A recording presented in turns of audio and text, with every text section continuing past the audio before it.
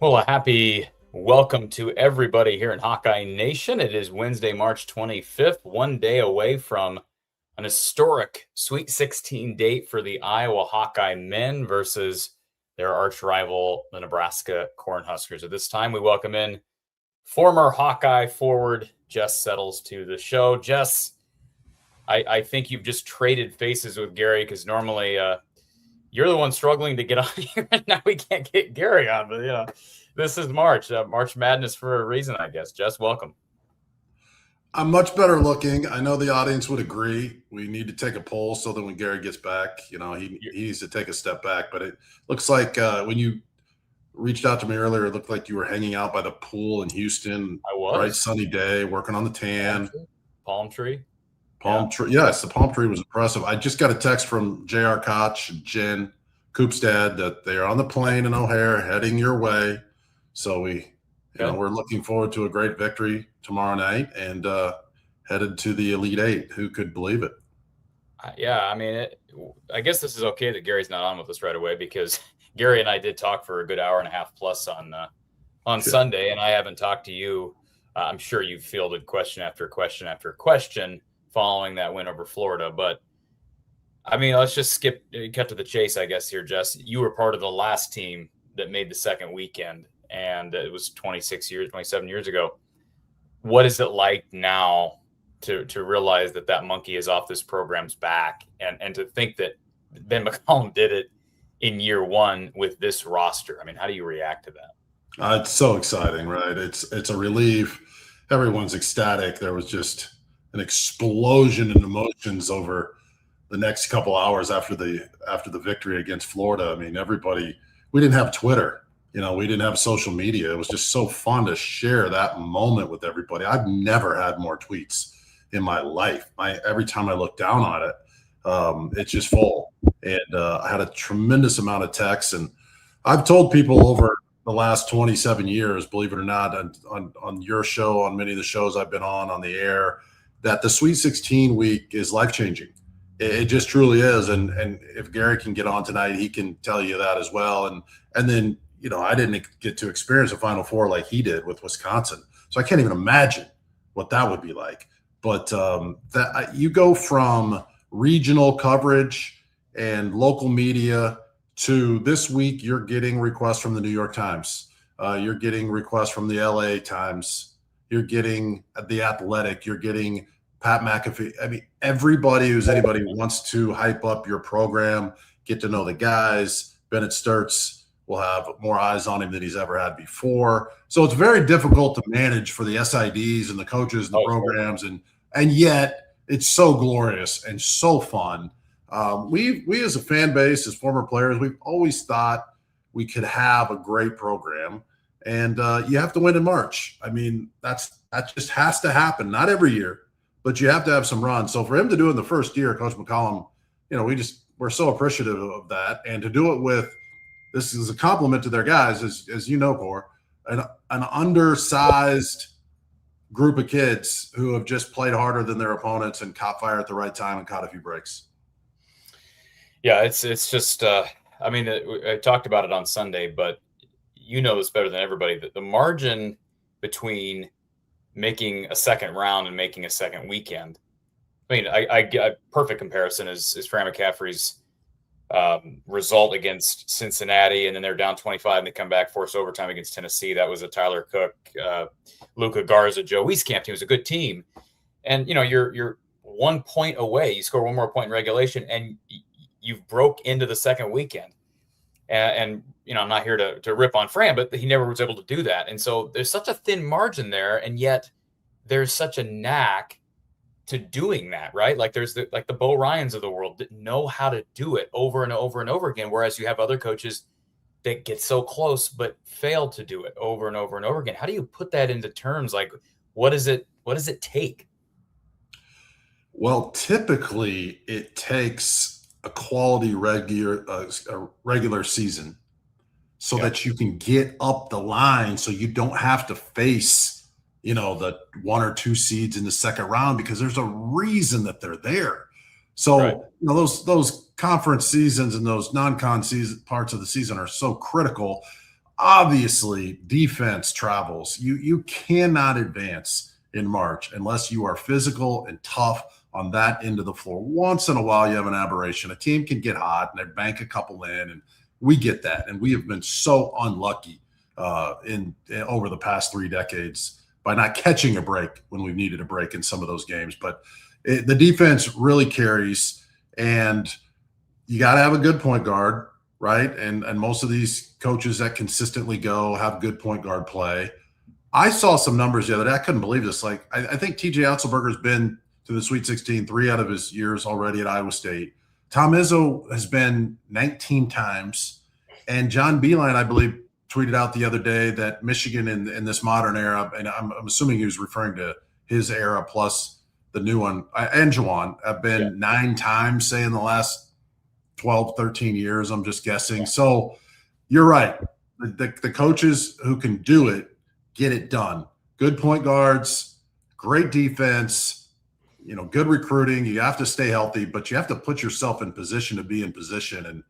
And you know, we weren't. I mean, you're playing against Florida, the best front line in the country, and you're huge underdogs, I'm assuming.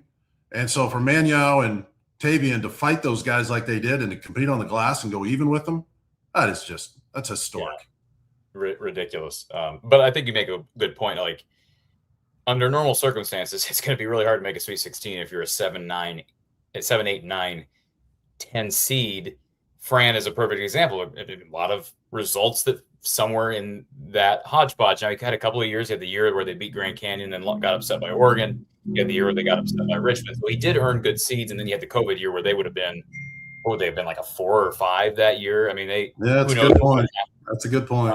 You got to give him credit for that.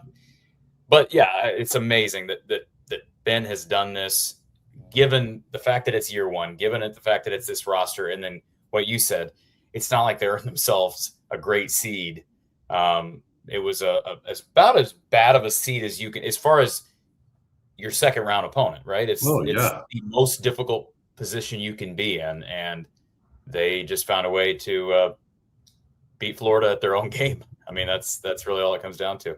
For some reason this year, the computers loved us. I mean, the computers loved us. I don't really know why, right? Because up until the Nebraska win at home, I may be forgetting, but did we really, step up and beat anyone that had any significance or was having a great year? I was a little concerned when I looked at it, because I'm like, I know the computers love us, but this gauntlet that we have down the stretch is really tough. And I don't want to, get us back on the bubble. But, once we beat Nebraska, it just didn't seem like we dropped at all. And, we had great battles with some good teams around the country.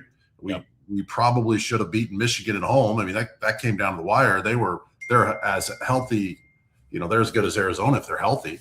So, we showed signs, and yet then, you lose it. Where do you lose at Maryland and you lose at Penn State? And that's just how fragile it all is. And it just goes to show you. And, when we this is a compliment, we would both say that we're undersized. We're at about every position in most games, and you're just not going to win 10 in a row in the Big Ten.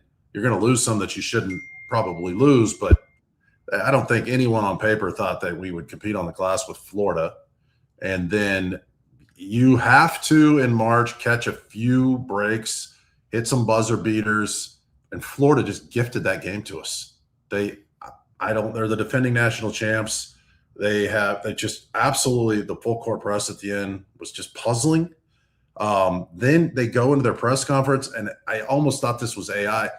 And they said they were going to foul up 2. I can't process that to this day, even though the team has moved on from the Florida game. I haven't. And then on the last play where they had the ball with 4 seconds, it looked to me like they were going to run a hammer play, which was the point guard dribbles it all the way down the right side to the baseline, and they're looking up to set up a back screen on the backside for a corner 3.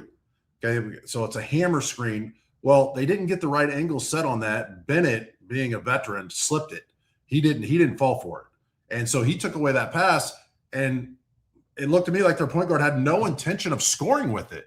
So you can't, with all of those things that can go wrong, you just can hardly run that play because too many things can go wrong. Now, if it goes right, you just slip the pick and you get a layup, but so many things can go wrong. And I'll wrap it up by saying, when I was the coach at Iowa Wesleyan, this is NAIA. I mean, this is not even near the magnitude or anything. I don't even think we had any press at the game, but I was coaching. I think we were playing at Springfield, and our team was down by 3 with 10 seconds to go. And I ran an out of bounds play for Kyle, our best player, Kyle Warner, and he hits the 3, and I thought he got fouled. I thought we were going to win the game on a 4-point play, but he ties it up, and so I called timeout, and I made the same mistake. I put 2 or 3 guys up, and, being a young coach and not being very smart, I just thought, okay, we'll press them, that we'll keep them in front of us, and the same thing happened. The kid catches one pass, he carves us right up, goes down, hits an elbow J, and beats us. So I just knew at that time, like you got to stay in front of these guys with 10 seconds to go. It's not the Leitner play or the Bryce Root play where there's 3 seconds and then they got a baseball pass. So, give Coop credit. He does the ball fake, the pass fake. Sturts does the little jab step, throws him off. They front him. Perfect pass. Historic shot. Legendary moment. Thank you to the Gators for 3 or 4 mistakes right there. We'll take them. Brian Long, thanks for becoming a premium member here on YouTube. We appreciate that. And I'm going to let Jess perform this next introduction because really this man doesn't need an introduction. He exudes every ounce of energy and aura that could possibly grace this show and our presence. Ah, yeah. I thought you had Bennett Sturts coming in. Hey, Gary, Jess is normally the one having Corey, problems. you're making all that big money. You got to have a better system. This is ridiculous. I want an apology from you, Coach. No, I want an apology. I've been doing this for half an hour. My word. You mocked me last week or 2 weeks ago. You mocked me. I know. Did you trade off computers or trade off internet signals or same computers, same email address, Corey? You dropped the ball. I hope the Hawks play better tomorrow. 3 times. Hey, real quick, did it come to the second email or did you have to go to the YouTube channel like I said? I have to go to YouTube. There's something wrong with your There's something wrong with your email server or something. No. Because I sent it. You want me to go back? I can show you 3. I sent it 4 times. Anyways. Hey, Jess got it. No worries. problem. We're on. Jess, hey, look, I got a couple of complaints. Now I get to talk half as much, which I'm not real happy about. And I do have a problem with the marketing for this show today when you marketed that there will be 2 Iowa basketball greats on the show tonight. That is stretching. Did I say That's a greats? little shaky. I thought I said legends, but greats is good enough.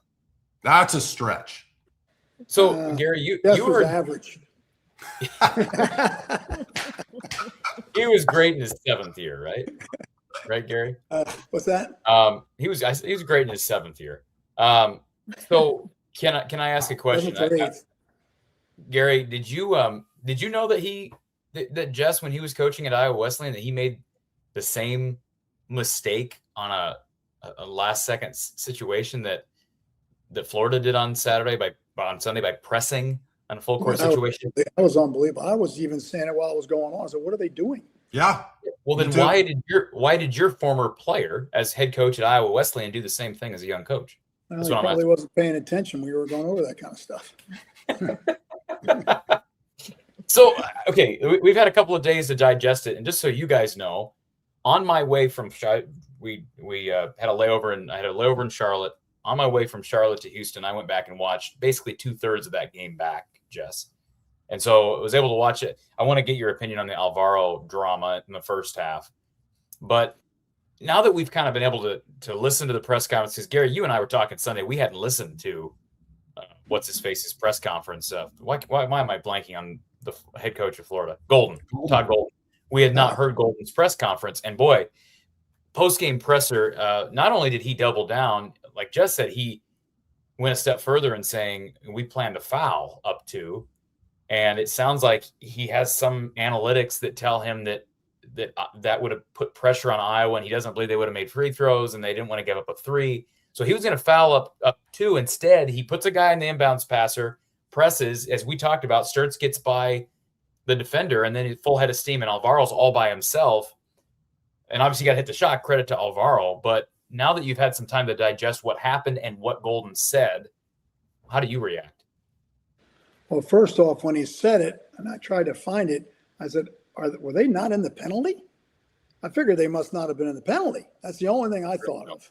They're in the double Other bonus. than that, there's absolutely no reason to foul. And I was a pretty decent free throw shooting team. And I don't think Manuel was in the game, was he? Or maybe he was. But he wasn't going to get the ball unless it was going to be a layup. Yeah. No, some people don't want to admit they made a mistake. That was a gigantic mistake.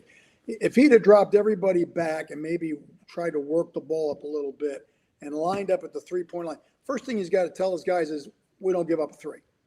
And then the worst we have is we're going into overtime. We got 5 minutes to beat them. I like our chances.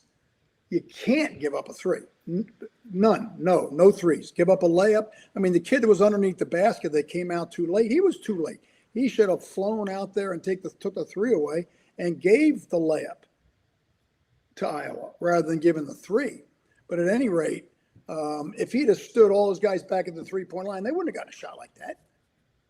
That good a shot. That shot was wide open from the corner. It was unbelievable. I mean, he may not admit it, but that was about the dumbest strategy I have seen in a long time. So I don't know how much in the weeds here we want. And great execution. Great execution. Yeah, and you got to give Iowa credit. Terrific execution. They got the good rub screen. They got Sturtz going. He got a little bit of an edge. Great. Jess said a great pass by. He throws that ball a little behind him, a little in front of him. Then the timing was perfect. And great execution. And obviously you got to make the shot, but stupid defense. Yeah, if Bulgaris doesn't hit the shot, they probably lose. Although Tavion Banks was standing under the basket, probably would have had a layup, Jess, if Bennett had decided to pass to Tavion, or if Bulgaris just quick passes down to Tavion Banks. He's down there for an easy bucket to at least send it to overtime. You may get an and one down there as well. I don't want to get too far into the weeds here, but there's been talk out here, chatter in the last few days that, and I don't know how substantial this is, but that Golden and McCollum had a relationship prior and that they've bounced ideas off one another. I don't know if there's substance to that, but Ben talked post-game, Jess, about, when you're in the moment, look, we're two competitors, we're fired up, but you saw what happened. Alvaro accused of throwing a punch. That the officials obviously don't believe that he connected. We still don't exactly know what the officials said to Golden, because Golden claims that the officials said to him that, yes, he threw a punch, but because he didn't make contact, we're not throwing him out. That's just what Golden had to say. It didn't look like, when you watch it back, it doesn't look like he threw a punch. It looks like perhaps he thought about it and then halfway through he changed his mind. Just what did you think when you saw that replay? That was it's like Gary said, such a high pressure situation, and sometimes those press conferences, you know, those guys wish they wouldn't even have to have them because so much going through my. I mean, if an official says that somebody threw a punch but missed, the kid's gone. It doesn't have anything to do with contact. So I don't see somebody coming over and say, hey, he threw a punch, but since he didn't knock him out, even though he's right there, we're just going to leave him in the game. So again, that's what he's saying. A lot of confusion, and I just don't buy the fact that they were trying to foul up to either. That would be the first time in the history of the game where that strategy. Bennett starts as 90% from the free throw. I just think the kid. He's a national championship coach, and they just the only way he would foul is like we had talked about before. Fouls to give. I'm going to foul. Well, fouls to give, or I'm going to foul, and the worst I'm going to be is tied, and I'm going to beat him with a 5-minute game. And if they miss one, the game's over. Rather than running the risk of somebody hitting a 3 on him. But my God, they gave him a wide open 3 to boot. It's great. It's a gift. Like we haven't had a gift in 3 decades. We haven't had a gift in 3 decades. But the Fulgaris, I think they were too. I think they said, no, do not let Sturts beat us. Whatever you do, don't let him beat us. Let anybody else beat us. That guy came flying out of the corner to pick him up. Left the guy wide open there. I mean, everybody was wide open. Give me a coach. Before we move on this, I'll say something. I got a question for Coach. It didn't look like to me when they were scuffling for the ball that he was swinging at the kid. He just was trying to clamp the ball and his fist closed. It's a non-story. It's a joke. Yeah. The play that Florida ran, Coach, at the end of the game, it looked like the hammer set on the opposite side. They were trying to set up a back shot in the corner, and then whoever set the hammer screen was going to slip to the basket. But the kid, to me, it looked like he had no intention of scoring, the one with the ball, and you only have 4 seconds left in the game. Yeah, I didn't see that, but it wasn't much. I'll tell you that. You don't even get a shot off. You didn't get a shot off. You get a shot off. I mean, those 2 plays, they deserved to lose. I mean, Iowa was better in both those plays exceedingly, and that's why they won the game. So, Gary, I just want one more thing on this, and then we can move on. I know this one we want to focus on the matchups in front of us, and it's unbelievable group that's playing down here in Houston this week. You got 3 Big Ten teams going up against the hometown team, the Houston Cougars. But I want to ask you, Gary, you talked about the only situation where if you're up 2, you would foul is if what you just outlined basically is what Golden claims he was trying to do, foul to avoid a game-winning 3, and we'll just beat him with 5 minutes. Have you ever seen a team actually do that, though? No. Okay. I just want to be very clear because I don't unless recall. There was somebody there, unless they were going to foul some, hack-a-shack. Something really bad. But Sturts, nobody was going to touch that ball that couldn't shoot. Nobody. And without going back. I just wanted to real quick. Garris, even if they fouled him, he's a decent shooter, obviously. So I'd love to see what he said in the huddle because I don't get it. So, just to be clear, because like I said, I watched. They weren't in the penalty, right? They weren't in the penalty. That's proven. They were in the penalty. Yeah. Yeah. That's not an option. No, that's not. No, that's not a debate. And I can tell you with 100% certainty, Manyaw was not on the floor because I just watched the playback. It was Koch, it was Tate Sage, it was Sturts, it was Banks, and it was Fulgaris. Those were the 5. So when you're in the huddle and you're going to say foul, who are you going to foul? Exactly. Who are you going to foul? The first guy that gets it, and if it's Sturts, we're going to foul him? No, there's no way. There's absolutely no way. Can I just say one more thing? One more thing that nobody has brought up because the shot went in. The cojones from Ben McCollum to put Cale Combs on the bench, 2 games or 3 games after he hit a game-tying 3 in Lincoln to send that game to overtime against the Huskers. He puts him on the bench, the only guy who's hit a last-second 3 all year for the Hawks. That's it. That's an interesting move by Ben McCollum. If they don't score, if Fulgaris doesn't make that 3, we're probably not talking about that, but if we might. I mean, I go back and say, well, why wasn't Cale Combs on the court when he just hit a game-tying 3 like 2 weeks ago? Because he knew Fulgaris was going to make it. I guess. Somebody knew. Were you at the game, Corey? He needed a rebounder in there in case he missed. Say that again, Jess. He needed a rebounder in there in case he missed. That's where Banks was, right underneath the basket. If he missed it, Banks probably would have put it in and tie it. Sure, but why Tate Sage instead of Cale Combs? I don't know. Were you at the game, Corey? I was not. I was not in Tampa. Oh, I was going to blow you up for not asking the questions, but you're off the. No, I would have. Oh yeah, right after they hit a game-winning three. Why wasn't Cale on the floor? You're a journalist. Yeah, I don't. What is his 3-point percentage? I don't know he just hit a game-winning three, Gary, 2 weeks ago. I know that's probably his one. Well, I'm just saying no one else has hit anything, but regardless, and Fulgaris hadn't hit one either. All right, and he struggled Jess, there's a question I did ask of Ben in Chicago because I was in Chicago. Up until I believe the Ohio State game. Remember Fulgaris? You guys may not remember this, but that Ohio State game Iowa lost. Fulgaris hit 2 threes to help them get back into that game. But prior to those 2 threes that he hit in Indy, he had not made a three since I think February 22nd. So however many games that is, he was like 0 for 10 of his last 10. So he hits those 2 against Ohio State.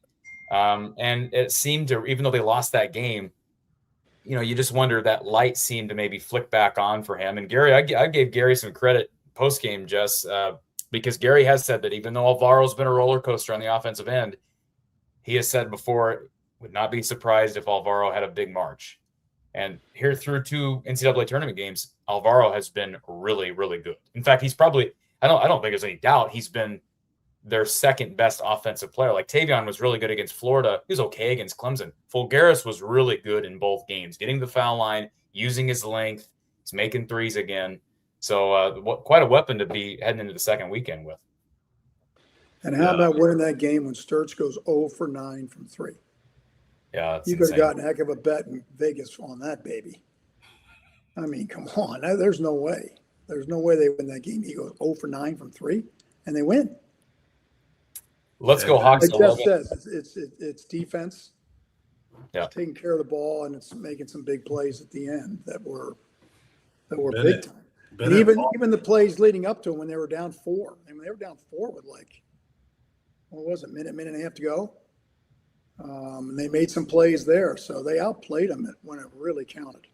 And let's not forget, Bennett Sturts did hit a big runner yes, he with did. Just under a minute to go. He doesn't hit that shot, they probably lose. Yep. So it's not like he didn't. No, he did a lot of things that were definitely important to getting the win. No doubt. Maybe overlooked by a lot of people, but it was a really good pass to Fulgaris, right where it needed to be. Perfect. At his feet, not above him. It was a bounce pass right where bigger guy can stop and pop. So well, I said the execution was between the rub screen that got him a half a step on the defender, who they should have had somebody there switching so that he couldn't turn the corner. That ball's got to be caught going towards the baseline, not towards the other end. I mean, there's no way you can let that happen. But a great screen, a great pass by Cooper, and a great catch and take off by Bennett. It was beautiful execution. That's an all-time play. I mean, everything was done perfectly. And they took advantage of a bad defense. So, in almost the biggest moment you can imagine. I mean, the biggest one here. Yeah, and that point in the tournament against, and you're basically in a true road game, with Florida fans everywhere. What did you guys think of did you see Cale Combs and Cooper doing the chomp at all the fans as they were leaving? I did not do that, but that's something Jess would do. That reminded me with the time that Gary Close tried to deck Johnny Orr on national TV. Sometimes emotions just get high, whatever happens. A little exaggerated. I'm so glad that game. Defend yourself, Jess. You got to defend yourself. We appreciate our user, Let's Go Hawks, reminding everybody, hit that like button. Every true Hawkeye fan should hit that like button. Yes, rare footage of me outside my lair, I guess. So I'm down here in Houston. Gary, why aren't you down here in Houston? You should have flown. You should have gotten a direct flight to Houston. Les Jepson's down here. Keep an eye out for him. He called and told me he was going. Jess said he's going to go to Indy, right? If they make it to Indy, you're going to Indy, Jess? That'd be cool. So, yeah, if they make it to Indy, wow. Let's talk a little bit about this game because, like I mentioned earlier, the group that's down here in Houston is just amazing for the league. From a traditionalist standpoint, and maybe I shouldn't feel this way, I don't like it. I don't like the fact that it's, three of these teams are familiar with one another. Yeah. And I wonder, Gary, I'm going to throw this question to you first because I was thinking about this earlier today. You talk up and down about how matchups oftentimes you can exploit matchups easier in the tournament because you got teams that aren't familiar with you. And I'm just wondering, especially for Ben McCollum's team, their style, they just beat Florida a certain way. Does it hurt them more than it hurts Hoiberg for the opponent to be familiar with you? Is that a disadvantage to Iowa more than it would be a disadvantage to Nebraska? Well, I don't know if it's a disadvantage more. I think it's a disadvantage to all three Big Ten schools if they play each other. I don't think there's any question that Iowa was better prepared for the Florida game than Florida was for Iowa. And if they'd have been in the same league, I don't know if that would have been the case. I don't think there's any doubt they were better prepared. I think both Nebraska and Illinois are going to be well prepared to play Iowa. So there's going to be no surprises. It's going to come down to, breaks, execution, things like that. Whereas in some other games, you might be able to get away with, quote unquote, surprising some people that don't know you as well as the league does. So I think it's a little bit of a disadvantage, but hey, they're happy to be there and made the best team win. Jess, you've worked a lot of Big Ten games this year, so these teams better even than Gary and I do. What are your thoughts as far as maybe does it favor anybody of that group of three? Obviously, Illinois gets to play Houston, whether that's a good or bad thing. Houston happens to be the highest seeded team left in this section, but is it an advantage to someone more than others? I think both Iowa and Nebraska's coaching staffs think this game is a gift. I can't imagine getting to this game and getting to play average opponent, solid opponent. I mean, you look at even Gary's run at Wisconsin. It's like they had to beat Arizona, North Carolina, and like all those. I mean, every game was like a national title game. And here you're playing against both teams have beaten each other, and there aren't just lottery picks running around out there. And it's not like when '99 when we had to play against the champions. Mm-hmm. I just, one of these teams is going to the Elite Eight, which is shocking. Nebraska, for crying out loud, has never even won a game in the tournament. Yeah. So, the way when Iowa plays well, it's sort of like it kind of reminds me of when we used to play against Dick Bennett's Wisconsin team way back. It wasn't a fun game to play. No one wants to play in the 50s, especially the star players. The star players, get 2 minutes into the second half and they're looking up at the scoreboard thinking, wait a second, I averaged 22 and I only have 7 and I've only had 3 shots. And it's frustrating. It's almost like if we frustrated Florida. They just couldn't get out and run. They couldn't dominate. They couldn't get highlights. Bennett Sturts just controls the tempo. So I feel like it's an advantage Iowa going into this game. Okay. If I had to say it, the other game is so interesting because Houston's playing home games. And the 3 best teams that I've covered this year in person, Michigan, Houston, and Illinois. Well, 2 of them are going to go to war here. Yeah. It's going to be epic. They have size, power, speed, tons of pros, tons of older guys. And so maybe, let's just say Houston wins, maybe Illinois beats them up a little bit. Maybe go 4 overtimes. What's that? Go 4 overtimes. Yeah. Maybe there's some sprained ankles, some sprained fingers or whatever, because it's going to be a war. Well, then, okay, you turn around and you're exhausted and you've got an hour of film and a 1 walkthrough to prepare for Iowa. You're not going to take it that seriously. I mean, you are, but it's not the same as having a week to prepare. So since, I'm a little biased, but I would say it's advantage Iowa, even though the other 3 teams are probably more talented. Well, I think if Illinois beats Houston, and that's a big if, then they figure, oh, we've done it. We've gotten past the hardest obstacle, Now we just got to take care of business here, just play, and we'll probably be in the Final Four. And that's it. It's one game. That's a trap that really. It kind of got us at Wisconsin when we beat Kentucky. They're undefeated #1 team in the country. They're 38. No, we beat them. We go to the championship game, and now we're playing Duke. And I thought we played. I don't think we took Duke lightly, obviously, but it was like that was the championship game, beating a team that was the #1 team in the country. But no, we got to turn around 48 hours later and play another game and play well, and that's what Illinois will have to do against either Nebraska or Iowa. So I agree. I think talent-wise they're probably better, but it's only one game. Is there something that's different once you get over the hurdle that is like a Florida, the top team in your region? Is there something to be said for what that can do to you mentally? Because this hump has been there for so long to get to the Sweet 16, but now not for these guys specifically, but they're part of the program here in year one. And they have all of a sudden got that monkey off their back. You could argue the rest of this is just icing on the cake, cash money. But they don't have another Florida ahead of them to get to the Final Four. Like you guys just said, they have really good teams. Houston, I think, is probably every bit as good as Florida, but they just beat Florida.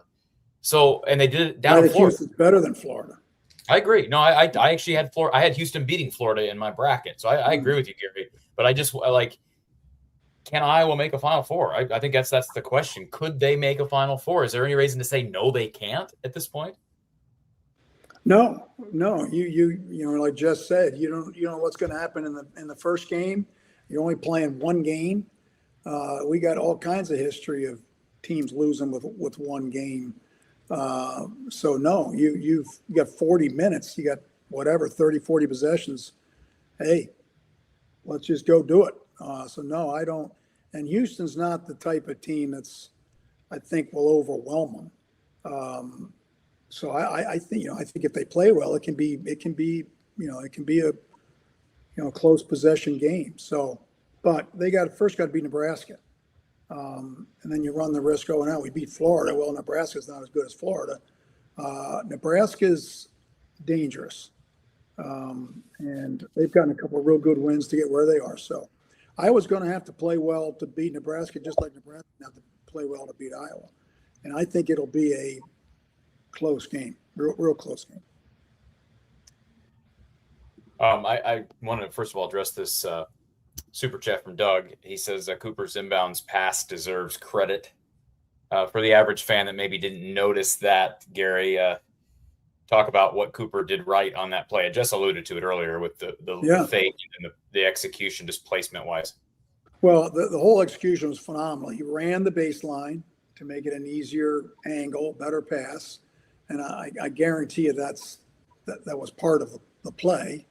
But he put the thing right on the money. He's a good passer. He's done a lot of inbounding, and you need if you don't get a good pass there, you got a much less chance of making a play. If it's obviously over his head or behind him or at his feet or whatever, then it's going to be much harder to execute. So no, he hit him right in the chest. Perfect. His dad couldn't have done that.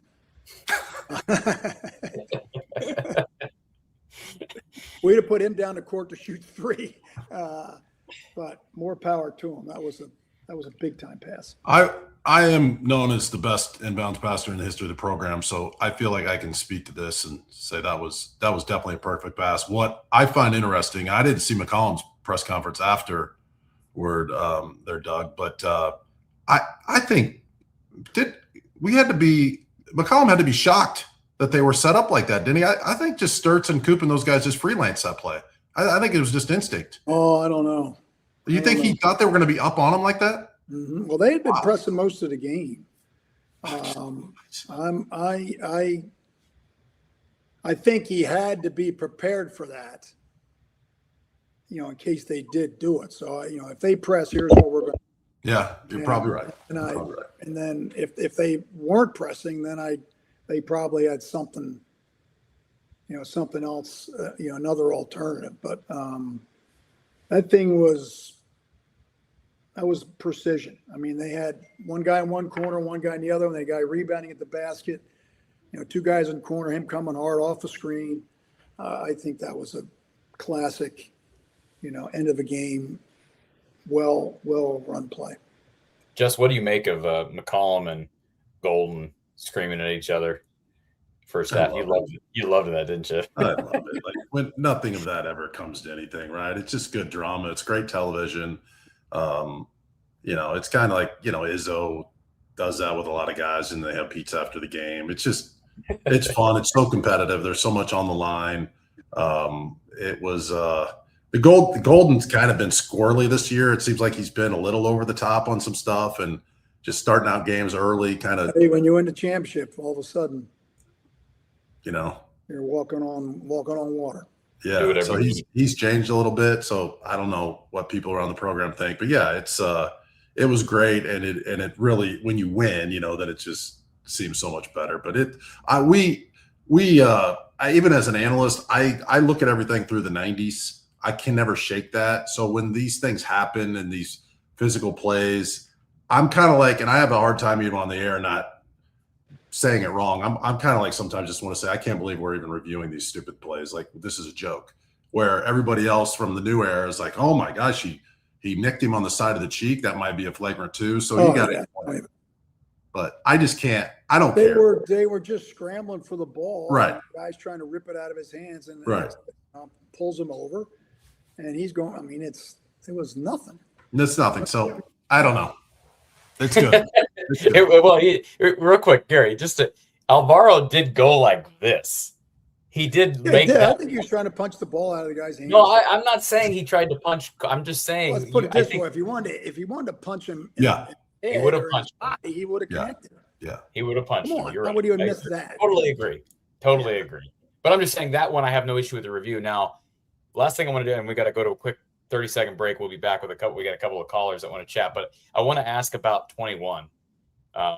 Is it Colston, right? Is that his name? Am I getting that wrong? Condon. I'm sorry, Condon. Yeah. Their big Australian center, I think he was second team All SEC, really good player. I watched that game back, man. There was a lot of extracurricular stuff going on with him. He's the one that shoved Cooper, got Cooper up here. He had a play with Tavion where he kind of, what's the word?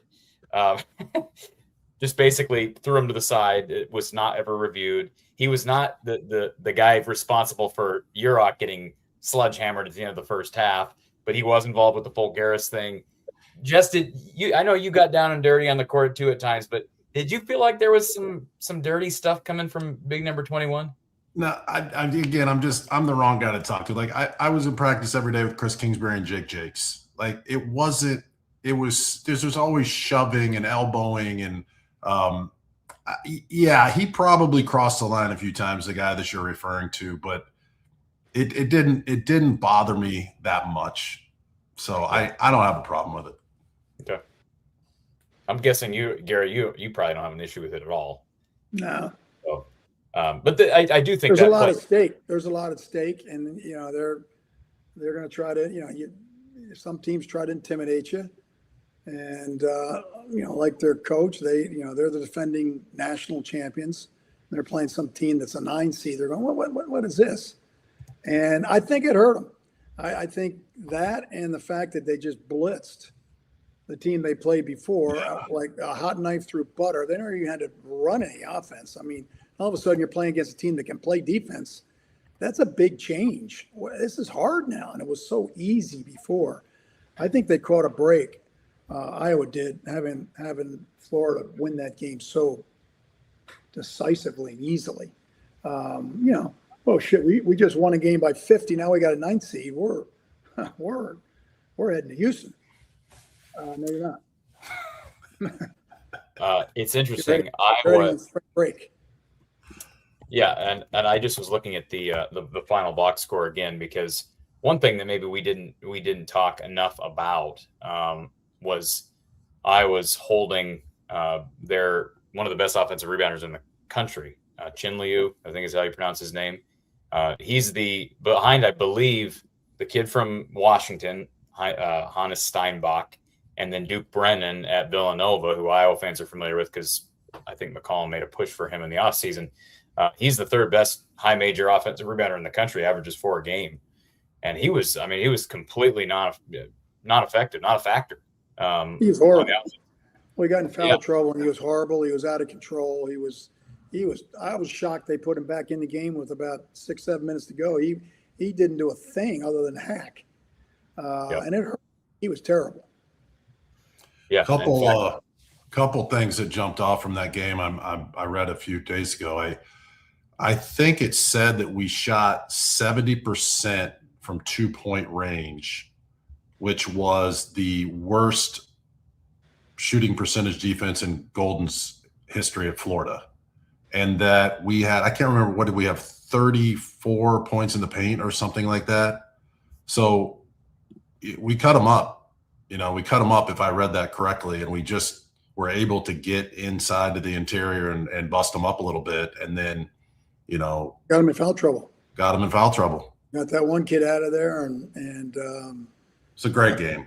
Great win. They physically, they matched them and exceeded them. I mean, they could have gotten blitzed on the boards. They didn't. I think they out-rebounded them. They physically beat them. They outworked them. They out-defended them, outworked them. And as we said before, it was not a fluke. That game was not a fluke. They beat them. Some games you get lucky and you bank one in, or a guy gets in foul trouble and he can't play. And no, I mean, that one kid got in foul trouble, but he's just, he's not that good. He was a good rebounder, but they beat him. Chinley had 1 rebound in the game, and Iowa. It's hard to rebound from the bench. That's true. Yeah. How many minutes did he play? For the game, Chinley, let's see here. I was going to say real quick, Iowa bested Florida in the paint 32-30. And then to your point, Gary, they beat him on the offensive glass as well and broke even in total. Chinley for the game played 19 minutes. It was 0 of 1 from the field, 1 rebound, 1 steal, and 4 fouls. So, amazing. And I just want to give a special shout out to Cooper Koch. Watching it back a second time, man, he bangs down there. And I didn't expect him to be that guy. I mean, I don't know where that comes from. Jess, his mom. Jennifer. You played with his dad. Was his dad banging with the bigs down low? Hey, we invited him to come on the show so he could have defended himself. And he's probably in some speakeasy down there in Houston. Yeah, he's in a look. He's at 30,000 feet right now. He's on Benji Schroeder and Jen and JR are on the same flight out of O'Hare to Houston right now. Okay. All right. Well, then he's got a reason not to be on the show. He should have done his itinerary a little bit different, so he could have been. Yeah. No, JR. JR was drafted by the Knicks, right? So let's not forget that. But no, Coop is a tough kid. I'm surprised too. He's out there to defend and he's throwing his body around. He's really bought into that. Into the floor. Wait till he gets stronger. Got stronger. And he's gotten stronger already, but wait till he gets even more stronger. Yeah. And then he was in a slump. I mean, he had a bad month there. And then he's broken out of it. That shot he hit from the top with that hand in his face. That was massive. We were in trouble. Don't do it. Yes. All right. Yeah. Yeah. No, he competes. He really works hard. His post defense has improved dramatically. And, we talked about that all year, what teams were going to improve and what teams weren't. And, there's a good example. His post defense got a lot better and it was huge because that's a big, physical, talented front line that did not dominate. And a big reason why they didn't win. And I like Tavion guarding big guys, not small guys. That's just my, I know he's kind of a jack of all trades on that end, but I love what he brought physically on the defensive end. Love what he brought offensively inside as well. But between Koch and Banks and Fulgaris, I'm sure Maniau, I didn't notice Maniau as much. He's always being tasked to face up with bigs, but I thought Fulgaris did a really nice job as well. And that play in the first half, that could have probably got a guy like Fulgaris rattled. He ended up on the bench for a while. He came back in and gave the same amount of energy as before, if not more. And I'll say this about Alvaro as well. There's something with his, we know his skill set as a European big who can shoot it from 3. And Jess, you had length. You can understand to some extent what I'm talking about. he's got some stuff that he still doesn't like. I'm just looking forward to next year to see his maturation with this system, because I think there's a lot that Ben still hasn't gotten out of him, because he's just got some things you can't teach with that amount of length and skill, especially in the college game, right? I mean, he draws fouls so consistently because his arms are so long, and he gets into the defender so easily and gets whistles. Yeah, he's very skilled. I mean, it's remarkable. I mean, when he was at the mid-major level, he was a great rebounder. I mean, he does a good job at that. The shooting is fantastic. He's very smart with the pick and pop, and you play with Sturts, you're going to get open looks. Again, it's a compliment, not a criticism. He just doesn't have the body or quite the skill set where he's going to put 5 great games together in a row. There are going to be some teams you're going to shove him around, put a body on him early, and he's not going to be a huge factor. So that's why you got to have a total team effort. But those nights that he's on, he really becomes an X factor, and he's caught fire at the right time. And maybe, like Coach said, you get out of the Big Ten and you're not scouted very well, and it just makes life easier for everybody. Yeah. Yeah. Go ahead, Gary. Yeah, I agree. And he's a sophomore, right? He's a junior. He's got 1 year. Oh, he's got 1 more year left. Okay. But I was just going to say real quick, 14 points, 4 of 4 from, 3 of 5 from the field, 2 of 4 from 3, 6 of 6 from the line, 5 boards. And again, he's giving you defense, 14 points in 18 minutes. And I'll say this as well, Jess, when you and I, we did a show courtside at the Iowa Bucknell game earlier this year. And I remember talking to you like, man, he shows up for all these, low to mid-major opponents, but he's not shown up against in the big stage. And now all of a sudden he's putting together, even when he's struggling in foul trouble, he's giving him efficiency. And I think it's scary. And that's like you said, at the right time. So folks, we're going to be right back. We're going to talk more Iowa, Nebraska. And we got a couple of people who want to chat. We've got Ryan, we've got Doug, a couple of people who hang around this show a lot. So we appreciate you guys. We'll be back with more from myself, of course, Jess Settles, and former Iowa men's basketball assistant coach, Gary Close. Floor covering. We believe great floors start with great service. Whether you're looking for a plush carpet, durable LVP, timeless hardwood, stylish laminate, or beautiful tile, including custom tile showers, we'll help you find the perfect fit. No pressure, no pushy sales tactics, just honest guidance from a team that listens. DIY Weekend Warrior, we've got the products and advice to set you up for success. Iowa Floor Covering, floors you'll love from people you can trust. Yeah. We appreciate Iowa Floor Covering, of course, for sponsoring our coverage, and we've lost Jess Settles. Jess is gone. So Gary, look at that. He you know what he did? He saw that commercial and he decided he needed some good LVP, and he went over to Iowa Floor Covering to get himself set up for the next count. Either that or get something to eat. One of the two, right? One of the two. It's a where you been? Warming up. How can you make money if you don't run ads longer than that? We just have great sponsors, Jess. That's how great they are. So, all right, folks, we're going to add in. We got Ryan here who wants to have a word. Ryan, welcome to the show with Coach and the one and only Jess. Gentlemen, such a pleasure and honor to talk with you three tonight. I could not be happier. I'm still on cloud 9. I probably got 25 texts in 2 minutes after Alvaro hit one of the most iconic shots, for sure the most iconic shot in 39 years. And I'm talking about Kevin Gamble. Where do I start? Jess, you are a year older than me. I was a senior in high school when you were the Big Ten Freshman of the Year, and I was 2 months into my career as an Iowa graduate when you helped lead us to the Sweet 16 the last time. So thank you for your decade of service, sir. It was amazing. Coach, you know how I feel about you. I think the most special thing about all of this, for me personally, I have a 17-year-old and a 15-year-old. And my 17-year-old in particular is like diehard Hawkeye football and basketball fan. Doesn't miss a game. he could tell you how many rebounds Manuel had in the UN Lowell game. He's just a savant.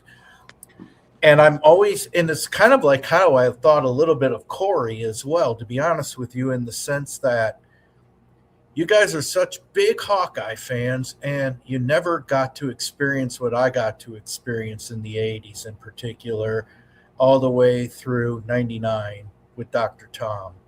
When we were a threat most every year, we were fun, we went places, UNLV notwithstanding, it was an addictive ride. And now I got to see my son with tears in his eyes watching Alvaro drain that and sticking it to Florida. It was, oh God, one of my all-time Mount Rushmore Hawkeye moments. So I just wanted to say that. As far as the Florida game, I thought Florida got a little lucky in a couple ways.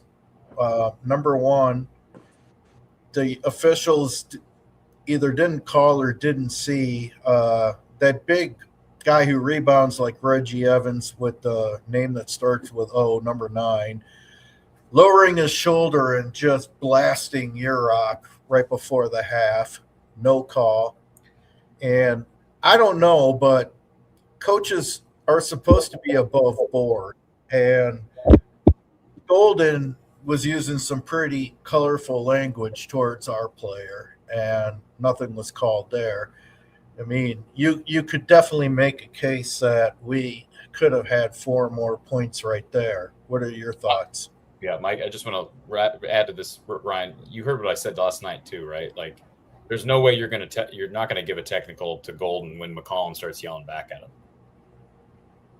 But in defense of his player, but did Ben didn't necessarily call a Florida player anything. I understand. Jess, I mean, Gary, you coach the game. If an opposing coach starts yelling at your player, that's what he. I mean, unfortunately for all the children out there, that's what you could see. Golly darn. As soon as he came out of the huddle, you bleeping mother bleeper, he's yelling. I mean, is that normal? Is that normal, or is that something that officials should have immediately said, no, you've crossed the line, you're getting a T? If that's what it all was, he probably deserved a T. Probably okay. Did. So you don't approve of coaches yelling at opposing players? No, not at all. No, you can yell at the officials. You can yell at your players. Don't touch my players. Well, I think that's what Ben McCollum was saying. Jess, your thoughts on? Yeah. I missed that part. You're telling me Golden went after one of our guys and was cussing him out? He looked at the iPad in a little huddle with his coaches, and like an entitled, you know what, jumps out and screams, "You!"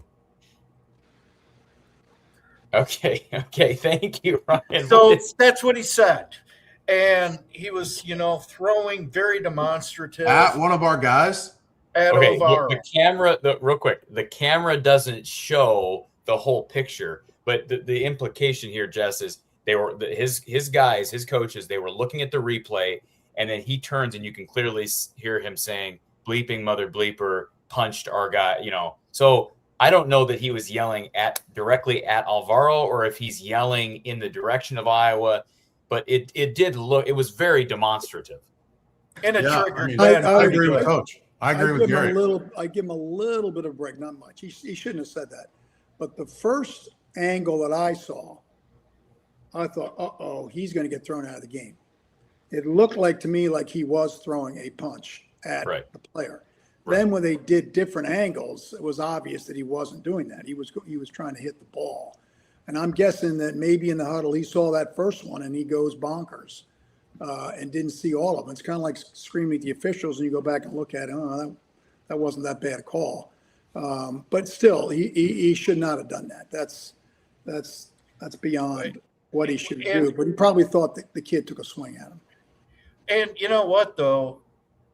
He was Condon was absolutely inciting it when he tries to do his best Ricky the Dragon Steamboat arm drag takedown in a basketball game. This ain't WrestleMania. But Now, wait a second. If that had been an Iowa guy that did it, you wouldn't have had a problem with it. It was a tussle for a rebound. I didn't think it was that bad. Neither player. I didn't think either player. Don't defend them. Don't defend I'm them. telling you. I honestly would have the guy to the ground and then probably stomped on him. I thought. I'm a gentleman. I'm a gentleman. Well, you are. Jess isn't. Look, he's already leaving. Hey, real quick, just to be clear, the whistle had blown, Gary. The whistle had blown. And it was after the You might not whistle. have heard that. The place is loud and they're scuffling, and it wasn't. I didn't think it was that big a deal. I really didn't. As the NCAA Well, game. Florida sure thought it was a big deal. Yeah, they did, and they shouldn't have. I mean, But I'm telling you, the first angle that I saw, It looked like he I threw said a to my punch. wife, I said, they He's may done. throw him out of the game. Yep, I thought But he was done. also it lowering looked like he hit the it. shoulder and plowing Urok defensively, with totally agree. to the No, back. I agree. That was Probably missed that. probably even more And egregious. it'll be interesting to see how many of those officials are moving on. Maybe none of them. Based Well, they already They get announced he's evaluated. doing the Sweet 16, and one of them is Crooked Courtney, and another is Paul. Hold on a second. Sleazebag. Time out. Hold on. I don't care about Crooked Courtney or Paul. What do you call that? Paul Sells. You call him something else. But regardless, were any of the officials that did the Iowa-Florida game, were any of those officials? I saw the same list you did that was released today or yesterday. Were any of those officials, do you know, Ryan, were they advanced? I got to look back at the names. Yeah, I'm just curious. I thought it You was did really that. good in the cleansing. I didn't think the officials were too bad. They missed. I didn't. They missed that, and they gave Golden a But pretty Gary a has talked good about this leash. before. If a crew is not evaluated well, they don't advance.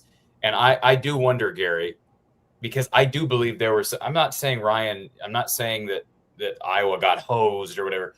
But No. I think there were some egregious misses there, and I would be curious to look at the list of officials that are advancing. You know who is on the list is Brooks Wells. Okay, there's a lot of big. with Brooks. You know what? Here's the deal, Ryan. You may not like this, Jess. You know this because you call these games and you know these officials. There's a lot of Big Ten officials on that list, because the Big Ten and the SEC probably have the best officials. I know we don't like saying that, because I don't think Paul Sells is a very good official. I don't like Courtney Green. He's in the SEC now. He's in the Big Ten before. I don't think Larry Scarato is on that list. Did you see Larry's name? I didn't see Larry on there. No, he was not on the list. So Larry did not advance. DJ Carsonson, terrific official. He's on the list. He's on the list, as he should be. He's retiring too.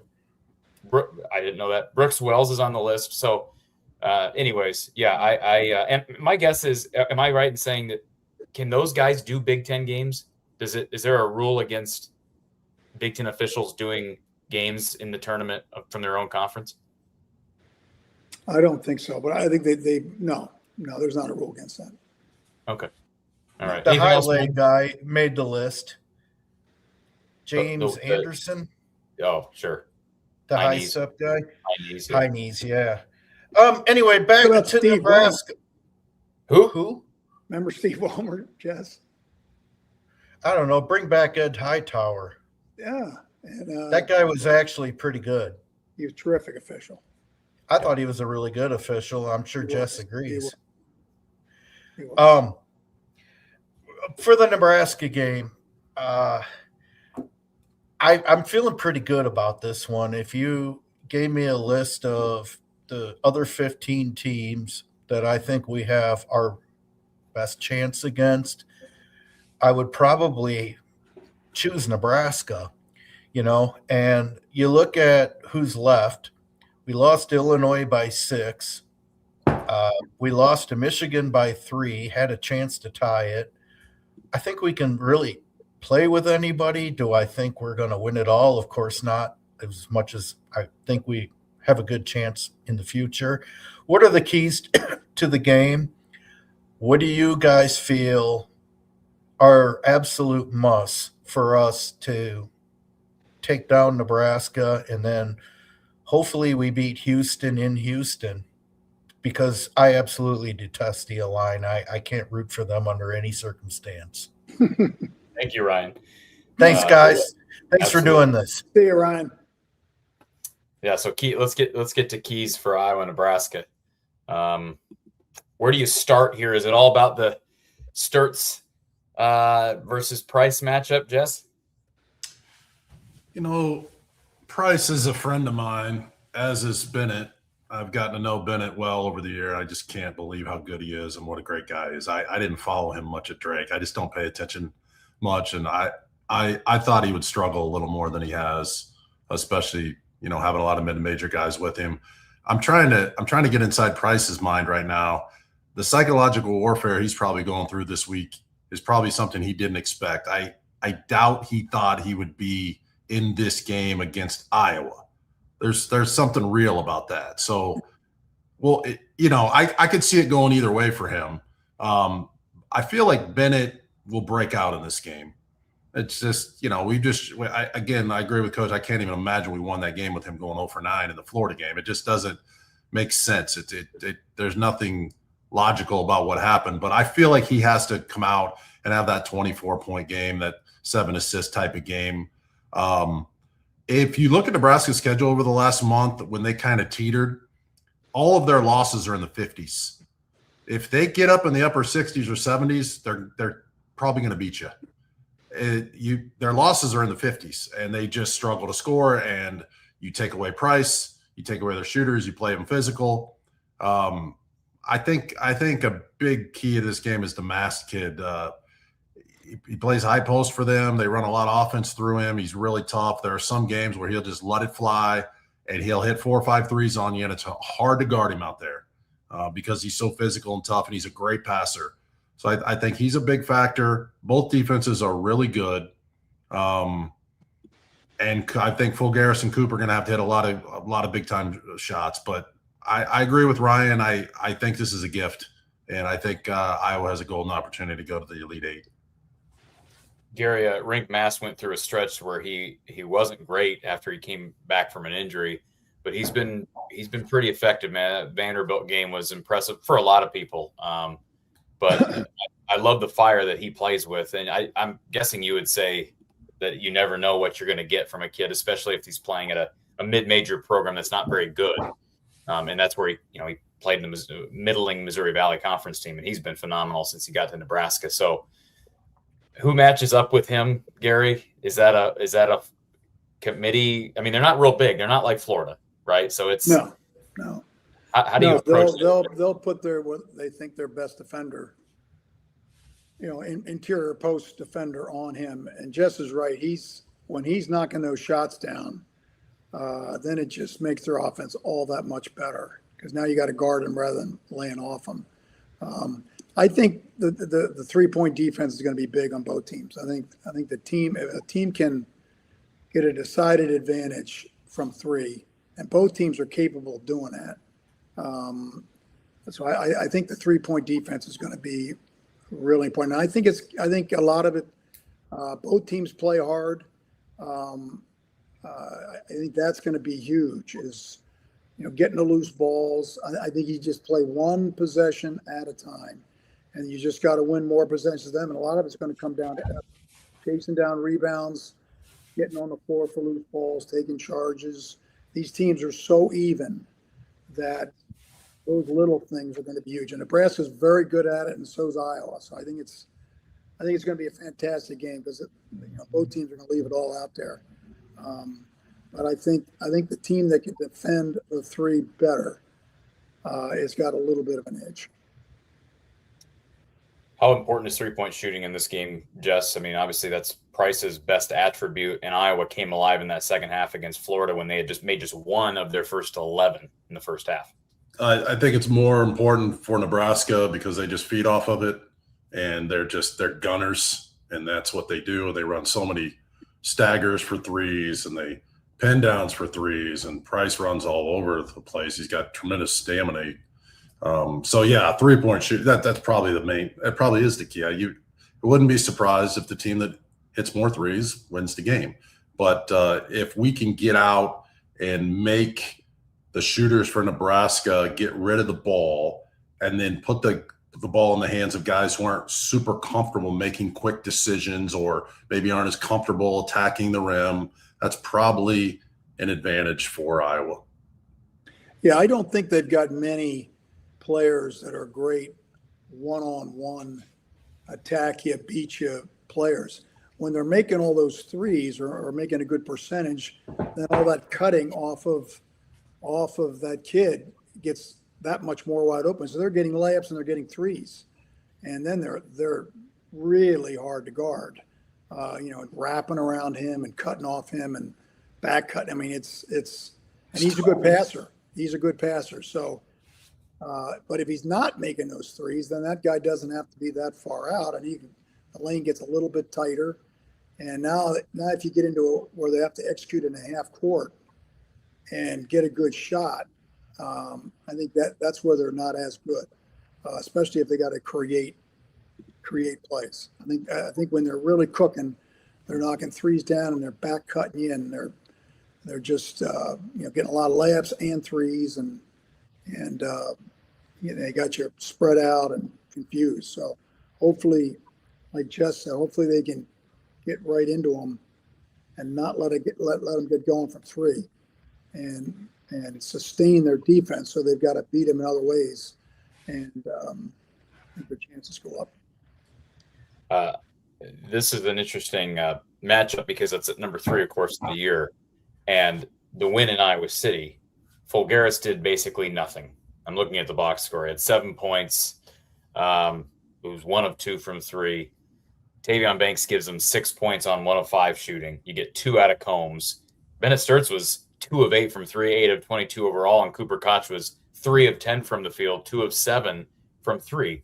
They won that game on the defensive end, Gary, and we applauded Bennett Sturts's he just tracked Price Sanford wherever he was in the court.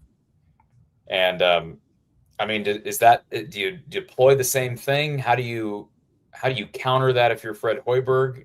And do you expect a similar method there from Ben McCollum's group?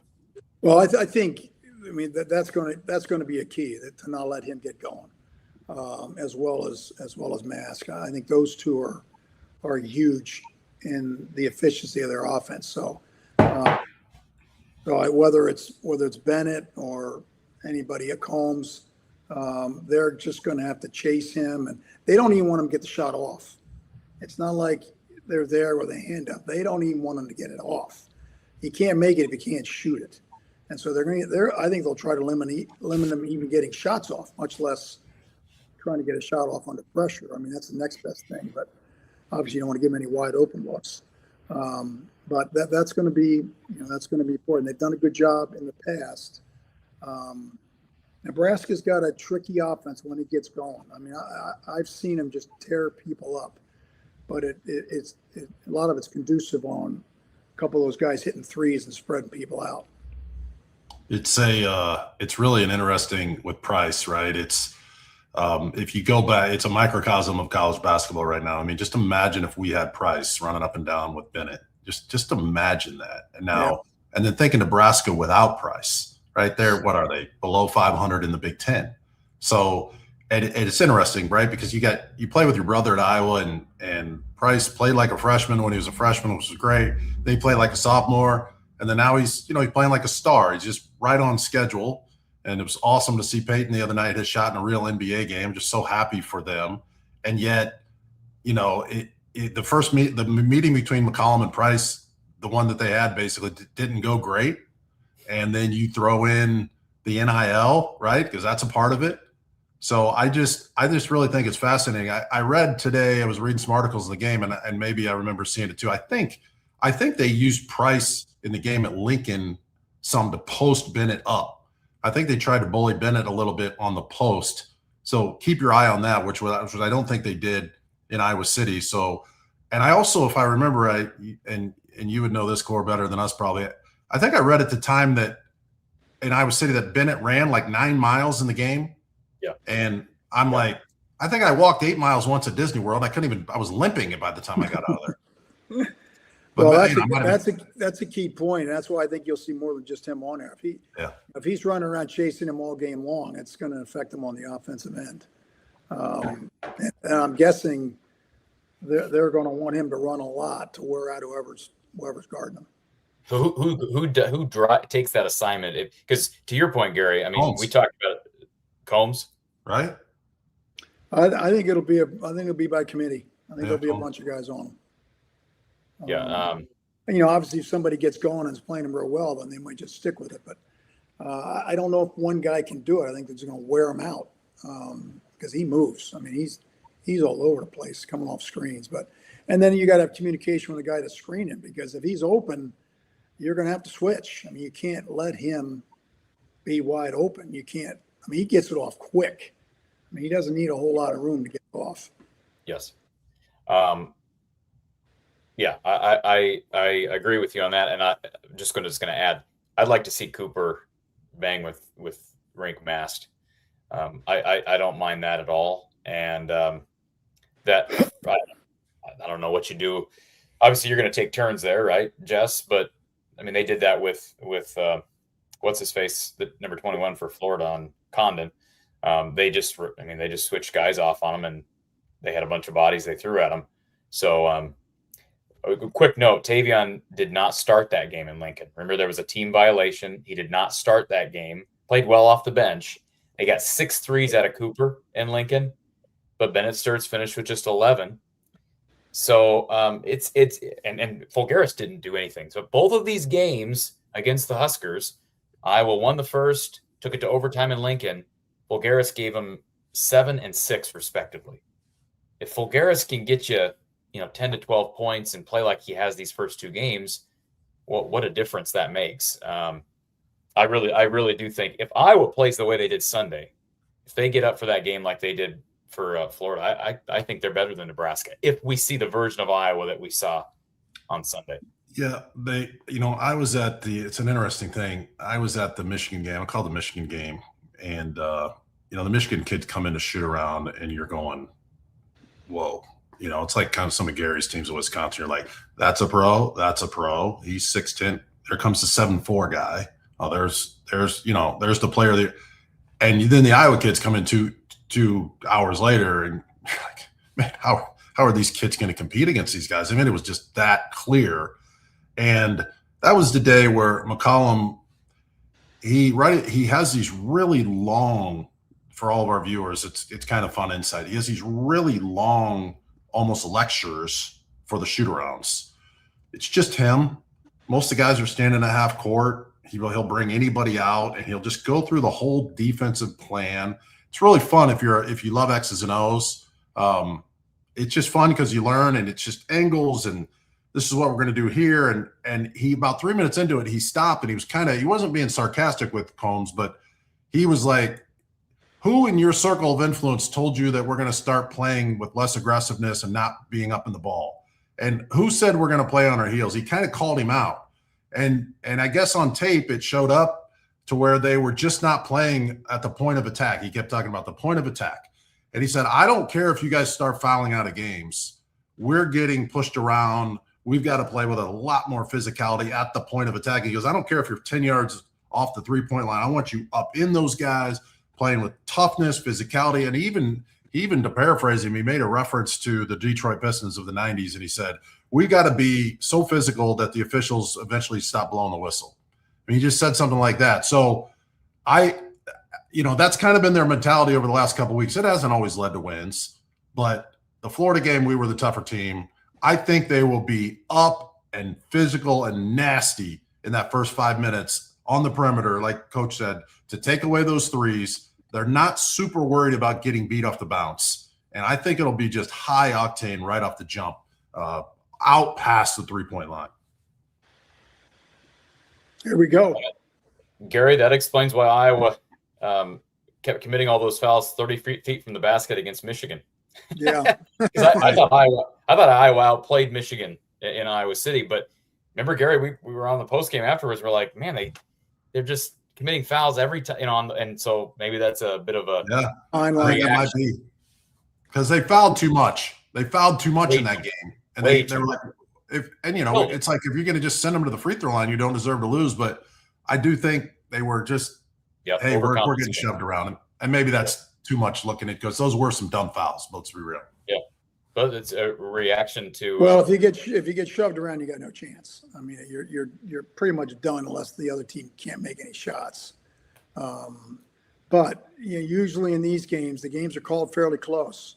They don't want fights breaking out and really like that. And you don't want that. NCAA tournament games tend to be the last thing. We talked about officials getting evaluated. If they're missing calls left and right, they're not gonna advance. And so a lot of times they over officiate. Oh, wow. That may have changed. It's been 10 years since I do it, but usually it's pretty closely called. And obviously we don't want them parading to the free throw line. So that'll be interesting to watch. Who gets in the penalty earlier, and because Nebraska will play pretty aggressive too. Yeah. DC Hawkeye, appreciate the super chat. Great coverage, Corey, Coach, and Jess. Haven't been this excited and interested since '99, and wish Dr. Tom could be honored sometime this season or next season, as I think he was disrespected by the AD at the time. Appreciate that, DC Hawkeye, and I don't think you're the only person that feels that way, but I'm sure Coach appreciates it, right, Coach? You bet. The sentiment. Matt, did you hear Coach say that Alvaro was supposed to inbound the ball, but he went with Coop because Coop is more conservative? Everything went right. I did not hear that, but Well, I think that's interesting because when they came out of the huddle, I saw Sturt say something to Cooper like, shoot it. Yep. So I think Cooper was going to be in that corner and Alvaro was going to wow, that ball. That's good stuff, man. That's good stuff. They switched it at the last minute, but he definitely said to Cooper, shoot it. I could read his lips. Yep. And, I'm guessing they flipped positions. I'll tell you this though. I played golf with Cooper a couple times last summer, and let me just say, he's not conservative. He tries to smash the ball 300 yards on every swing. I'm like, Cooper, man, just keep use the 3-wood and keep it in bounds, son. But I don't know. And then Gary won't ever come to Fire Lake. We're almost to Wisconsin. Fire Lake? I've never got an invitation. Fire Lake, south of the Quad Cities. You been there? No. Oh. All right. This summer. I've never been invited. Yeah, he doesn't return the text. Have you been down to his lake house there in South Carolina? Jess? Please. Come on. Jess is working in the wintertime. This guy. It's the only place he is now. He'll give you a discount. Jess, he'll give you a discount. I know. Can you imagine? I'll give you the family discount. I want it for free. I don't want a rate. No. Lord. These things cost money, Jess. I couldn't believe it. He was saying, I'll give you like $15 off a night. Can you believe that? No, 20. Not 15. 15. No, he didn't say. He said 15% off. 15%. It's This is famous change. I'm not even sure you can get through the gate. Okay, so before we let these two guys loose, we have a couple of people who want a word. I'm gonna my plan was to get you guys off of here by 9:15, so that's still my goal. We got 11 minutes. I want to hit these questions in the chat real quick. Yes, I asked you this question before we jumped on the air, but Jaden Kuhn was committed to Creighton. Now Greg McDermott has stepped down. Kuhn has now decommitted. You've seen Jaden Kuhn play in person. Quite the athlete. He's a long, kind of do-it-all type of, I guess he's probably projected as a 3 at the next level. Talk a little bit about his game, and do you think Iowa can land him? Of course, he's from Storm Lake. Everybody, you can't predict weekly what these kids are going to do. You can't. I mean, here, first of all, the strange thing to me is that Coach Mack, who just retired, I think maybe today, he hired Coach Huss at the beginning of the year to be the coach in waiting. So all the recruits knew that was going to happen. So I don't even know what to think of that situation. Like, because I think the statement was, hey, with the coaching change at Creighton, I'm going to reopen my recruiting.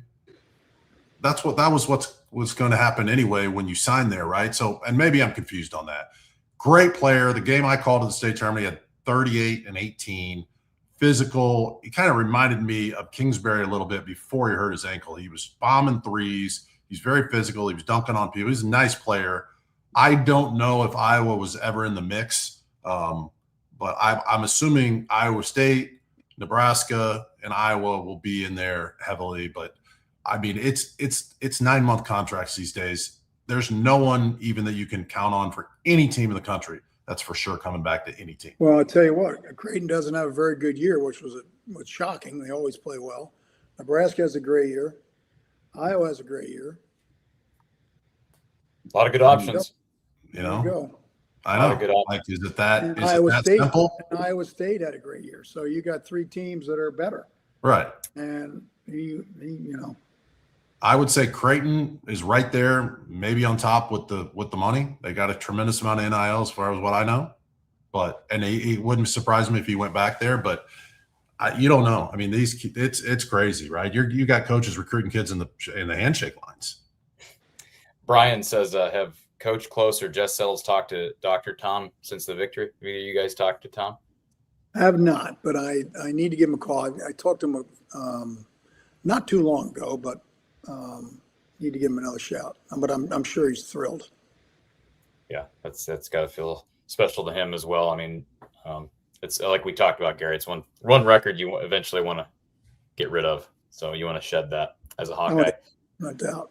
What does this comment mean? JSE Hawk, what did Jess think of Florida players squeaking shoes during free throws? Am I missing something? Is this an inside joke, Jess? It's not an inside joke because I was on a radio show the other day where it came up. I guess when one of our guys was shooting free throws, one of their players started squeaking or kicking the floor to distract them. Okay. Now, again, in the 90s, we would have dealt with that at the other end, but today you can't. So it was just kind of bizarre. But, yeah, I think that's real. Okay. Yeah, I mean, I don't know what's more distracting, that or a shirtless, overweight 70-year-old man behind the basket shaking his stomach. There's just kind of a code of conduct. Like that's not what you do. That's Bush. You know, you don't squeak like that. But is that kind of like you can't really do anything about it these days? Is that kind of like is it J.R. Smith untying somebody's shoes at the line, or like the Stevenson kid blowing in LeBron's ear? Is it kind of stuff like that? I mean, yeah, just like, you know, again, like, you know, would Lane Beer or Charles Oakley or Barkley, you just wouldn't get away with that. But yeah, I think it's true. I think one of them was kicking like the horse paw, squeak, squeak, whatever. Not good. We got Doug on the line. Doug, welcome to the show. Thanks for being here and hanging out. Thank you, guys. I'll try to make it quick so Tony can get on and talk to these guys as well. I guess my question is, Jess and Coach have both talked about this. And have you seen that trapezoid thing that the one guy puts out? It says if you're in the trapezoid, you could win a national title. If you're outside of it, you can't. I don't know. Has to do with pace of play. Anyway, how do we slow down the pace and still be aggressive, Jess and Coach? Because that seems like sometimes when we slow it down, we're not attacking. And that's my first question. I have another question off of that. Yeah, that's a really good question. And I think, you know, we talked about that a little bit prior to the Florida game. And Nebraska is a really good defensive team. And so you've got to be aggressive in running your offense and the actions you think they're going to be effective. And then you got to be confident enough that if they're open and you've got a good shot, you got to take it. And if you consistently wait until the shot clock's down to 3 or 4, you may not get nowhere near as good a shot. But that's a real fine line because you don't want to rush and take a bad shot. Yeah. And so, you know, that's where coaching and that's where intelligent players come in. You got to know what a good shot is. Where do we think we can get them? And then when we get them, we got to knock them down and not be afraid to pull the trigger. And I think that's what they did against Florida. When you're playing against a real good defensive team, it may take 30 seconds to get a good shot. And there's no sense in taking only 20 and shooting a bad one. You want to go until you can get one. And obviously, the better players you have in terms of one-on-one ability, shooting ability, size, length, then maybe you got a chance to break them down a little bit sooner because you got talent. And so if you've got less talent, then it may take you longer. And that kind of happened with our Wisconsin teams. We always got accused of playing slow, but we weren't going to rush and take a bad shot. And then as we got more and more talent, we didn't have to run as much offense because Sam Decker could just blow right around somebody and dunk on him. Frank Kaminsky could take somebody one-on-one and beat him. And so you do that. And that's where it'll be interesting to see is, if they constantly take the ball down to where there's no time left and they have to take up, it happened a few times in the Florida game where they had to take a bad shot. But yeah, you don't want to take a shot in 10 seconds as a bad one. So it's makes the game really interesting to watch. And I think it's with both teams. I think Nebraska will have a tendency to shoot a little bit quicker than Iowa will. But if they're taking quick, bad shots, then they may play right into their hands. So my second question to piggyback kind of off of that question is Iowa's defense creates a lot of turnovers, but it doesn't seem like we get a lot of fast break points. Is that something that like we should try to take more advantage of the numbers more, or do they just not want to do something dumb? We watched Cam dribble off his foot, and I thought that was a really big play. Is that just a strategy to pull the ball out and not run? But again, when I talked about being aggressive, are you okay with their fast break points? I think they're great at causing turnovers. And how do you think turnovers into offense will play a factor against Nebraska? Thank you. Thanks, Doug. Yeah, that's a really good question. I don't. I know he's referring to the one. I think it was Manuel dribbled the ball out of bounds. I think when they turn the ball over, they're fairly aggressive, going down and trying to make something happen. But I think they're smart enough to know if it's not there, they're not going to force it. And I think every team wants to get good shots and easy shots. And very well, you could see the team that gets the most easy shots more than, and it doesn't necessarily have to be a layup, but an easy shot could be a wide open three, probably wins the game. And that's got to do with your offensive execution. It's got to do with your ability to play defense. So I would think that if they get a turnover and they got an advantage, I think they'll take advantage of it. And I think they should, but not rush into something that's not there. Murph says that Jess is being disloyal. Apparently, you're doing other shows now, Jess. What about our non-compete? Look, I'm a celebrity this week. I'm not going to lie to you. I can't. I'm turning down interviews, television shows. I'm just trying to keep it local to take care of the Iowa media. Yeah, yeah. Well, this is what you talk about at Sweet 16, all the national. I mean, you've got the LA Times and you've got the Miami Herald and you got the, Al Jazeera and all those. So look, you guys going back to 99, and Gary will love this. You come into the locker room, it's the same door it is now, but obviously the locker room's completely different than what we had it. But we had this little room to the right, and it had a little couple chairs in there, and we had a cord phone sitting there with our younger viewers. You don't even know what that is, but there used to be phones that were tied to the wall. And I think it was a push button. It might have been a dial up. I'm not sure, but I remember coming home where after the trip to Arkansas. I mean, we flew back from Denver after beating Arkansas, and I think the next day, Steve Rowe, he might have had 35 people that I was supposed to return calls to for this week of the Sweet 16. It was wild.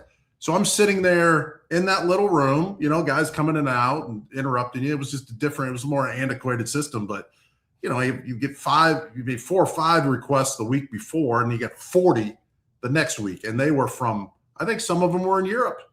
So it's just the March Madness has been huge for a long time. It's been huge for a long time. But with social media now and thousands of people, making a living off of the game, and Gary, and again, Gary, Coach, you can express. I can't even imagine going to the Final Four. I can't even comprehend it. When you get some of that when you get to the first round, and then it definitely jumps. To the Sweet 16, and then that jump is like 5 times. Final Four, it's nuts. I mean, it's absolutely nuts. Everything is from how they treat you. It's crazy. It's absolutely crazy. Hugo, let me jump in here. I'm sorry. I've been reading all the. I can't see anymore, but I've been reading all the comments below here. These are great texts or whatever you call them now. Everybody's saying the Conda did do the shoe squeak, and then they were just talking about the code of conduct and stuff. Then somebody just brought up the George Washington game. That would have been the year or two before when we came back from George Washington in Tempe. We were down big to them. And I remember walking, I was at a Final Four. I think it was in Tampa in 99. I was walking to the arena with Mike Jarvis, coach. And he said, I think they might have been up 20 at halftime.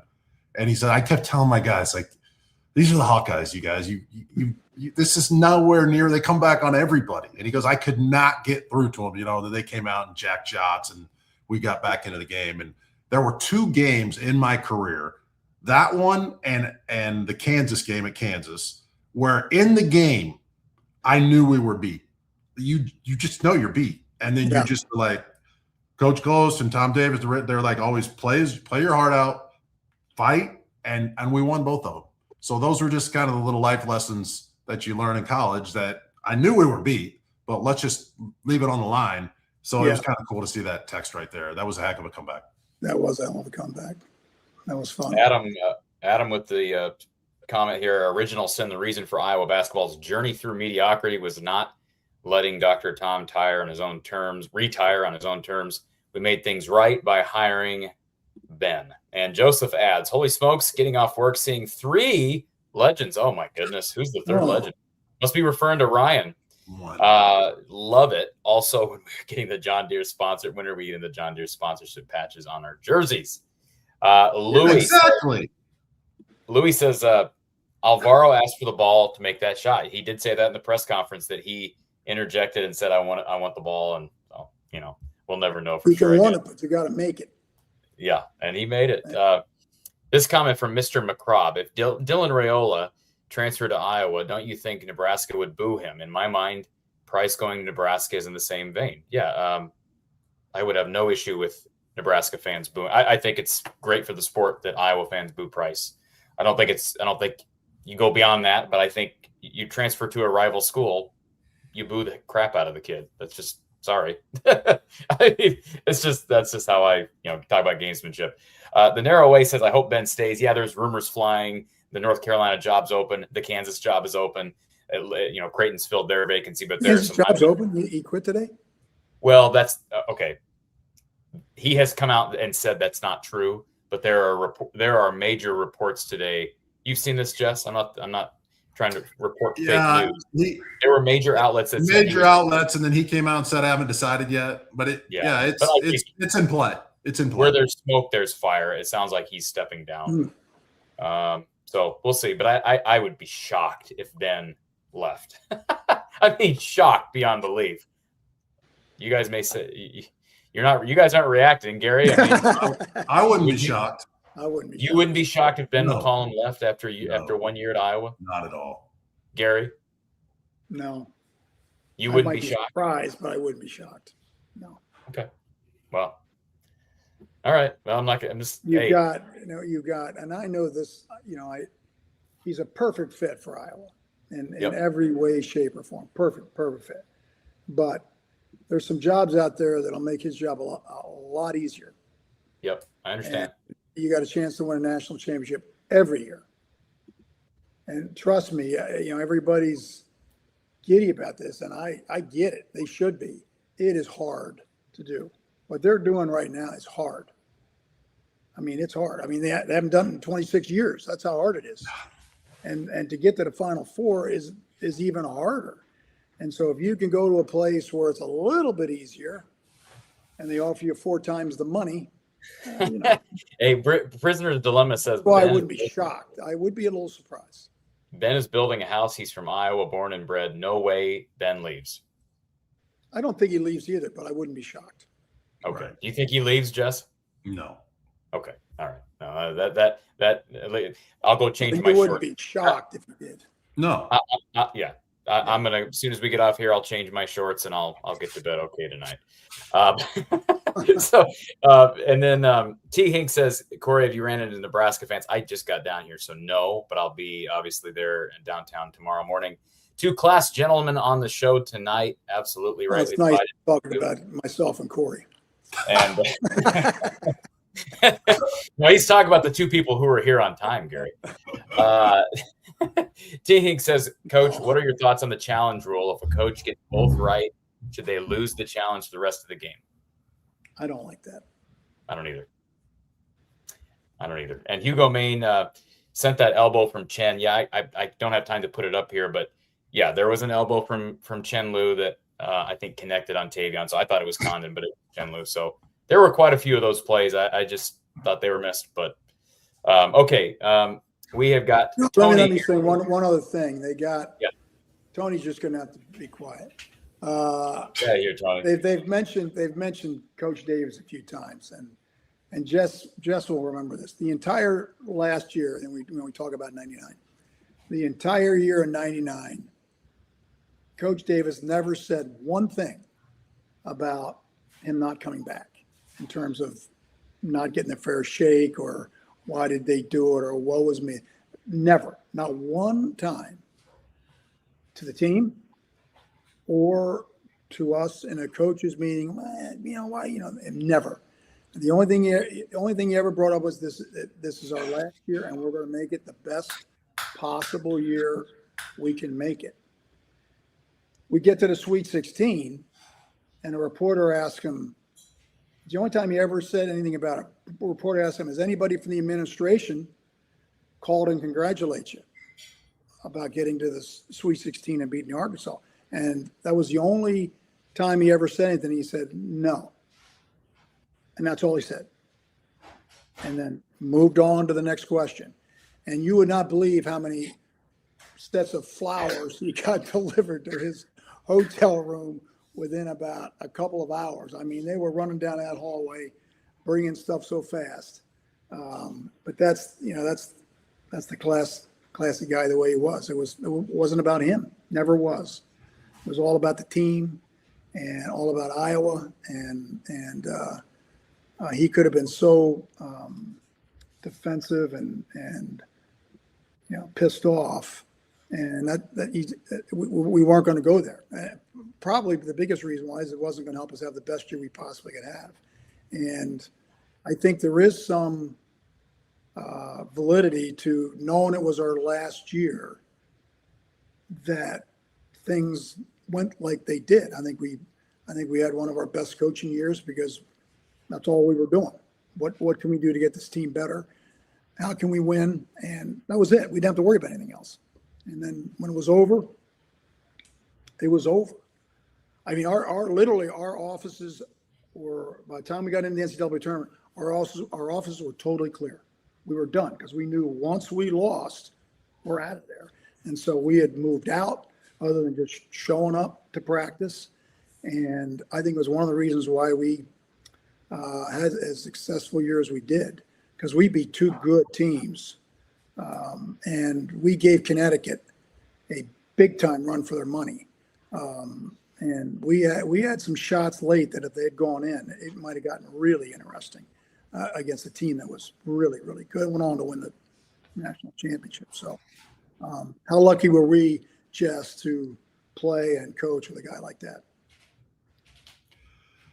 I can't even believe it came true for me. I can't even believe it. I just, growing up a half an hour south of campus, I met you at the 5-star camp for the first time in 8th grade. There was a loose ball over by you and I couldn't get it, but I wanted to be a Hawkeye so bad and impress you. I dove for it on the concrete and ripped all my skin to shreds. That was, you remember that. I met Coach Davis at Carver for shoot around before the football games. I remember Ray Thompson was there, had like a sprained ankle or something. That's the first time. And then, it's such a big commitment. It's such a tough choice. You want to make the right decision. You want to go where you can play. You want to do where you can excel. And it was, to be around you guys was just a dream come true. And Coach Davis, he was so normal, right? It's like there was no manipulation. There was no sarcasm. There was no 5 a.m. because I don't like you. It was about the team. It was about the game. One other little nugget in that mess of a year, or a couple more. If you remember, that was my 6th year, Coach, and I didn't get cleared to play, and I didn't even think I was going to get cleared to play until maybe the day before the first exhibition game or second exhibition game. Sam Oakey comes in, and what could have been had he not broken his wrist 5 games in. I mean, he was so good. Dean Oliver was going through incredible personal issues and fought through it. Kent won some big games for us. And then I think maybe 6 months after the season, Dr. Tom told me, and you would know more about this, I think he told me he almost quit before the season, that he didn't want to deal with the drama. And it wasn't bitterness. It was just, I don't want to deal with every question. And yet he told me he just didn't want to let us down. And there were too many guys who had been loyal to the program, the staff, and, that mattered. So, it was just phenomenal. And it's been such a blessing to me this week to see all the clips of Dr. Tom and you guys and the guys and the interviews. It's been so great. And it'll now fade into history, which is how it's supposed to be. No doubt. 27 years, and now it'll be the next group. And I hope these kids can take it even farther. And I sure as heck will see you in Indy close. If they make it, you better get your rear out there. He encouraged all of us to go get jobs. You can't wait until the end of the year, and maybe there's not a job open that you can get. And none of us were going anywhere. So no, we're in this to the end. And it still is one of the best seasons of coaching I ever had. It was between the players and the coaches and the staff. It was big time. Well, I don't know how we follow that, but we've got 2 quick comments here. Questions from Tony. Tony, I don't know how you're supposed to follow that one up, but you have Coach and Jess's full attention, I'm sure. Tony? I'll just bring it back. Can you hear me? Okay, yeah, Sure you were can. frozen. You look like you were enamored by something, but go ahead. No, You got the coach looking over your shoulder. Yeah, I do. Yeah. You brought up the shoe squeaking. JSC also brought up, I guess the cheerleaders were literally stomping on the baseline as well. So it wasn't just the players doing that Bush League stuff. I don't care about the cheerleaders. No, I know. I'm just bringing that up. Cares? He freaking brought that cares. What are we going to get upset by mascots? I mean, where do we draw the line? I'm just that some of that stuff just shouldn't happen. But I will. Yeah, that's his internet went out at the right time because that was that was a ridiculous comment. Oh, Tony. What? Hey, my internet. All three. Go ahead, all Tony, three. I'll give you another chance. Go ahead.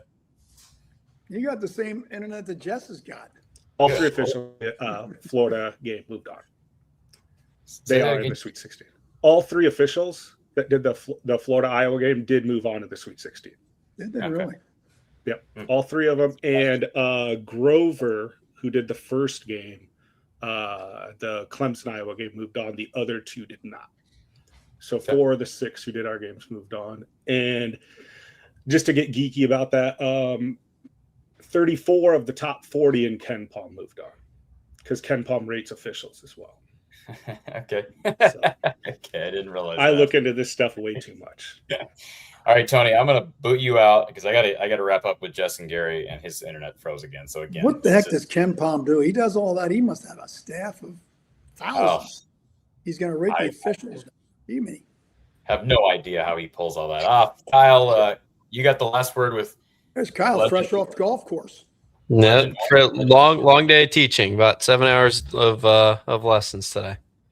Oh, When are you going to get out there with Yeah, you're gonna have to get out there with Jess. Isn't there a really nice course down in Pella? What's that course down in Pella that everybody talks about? Very nice.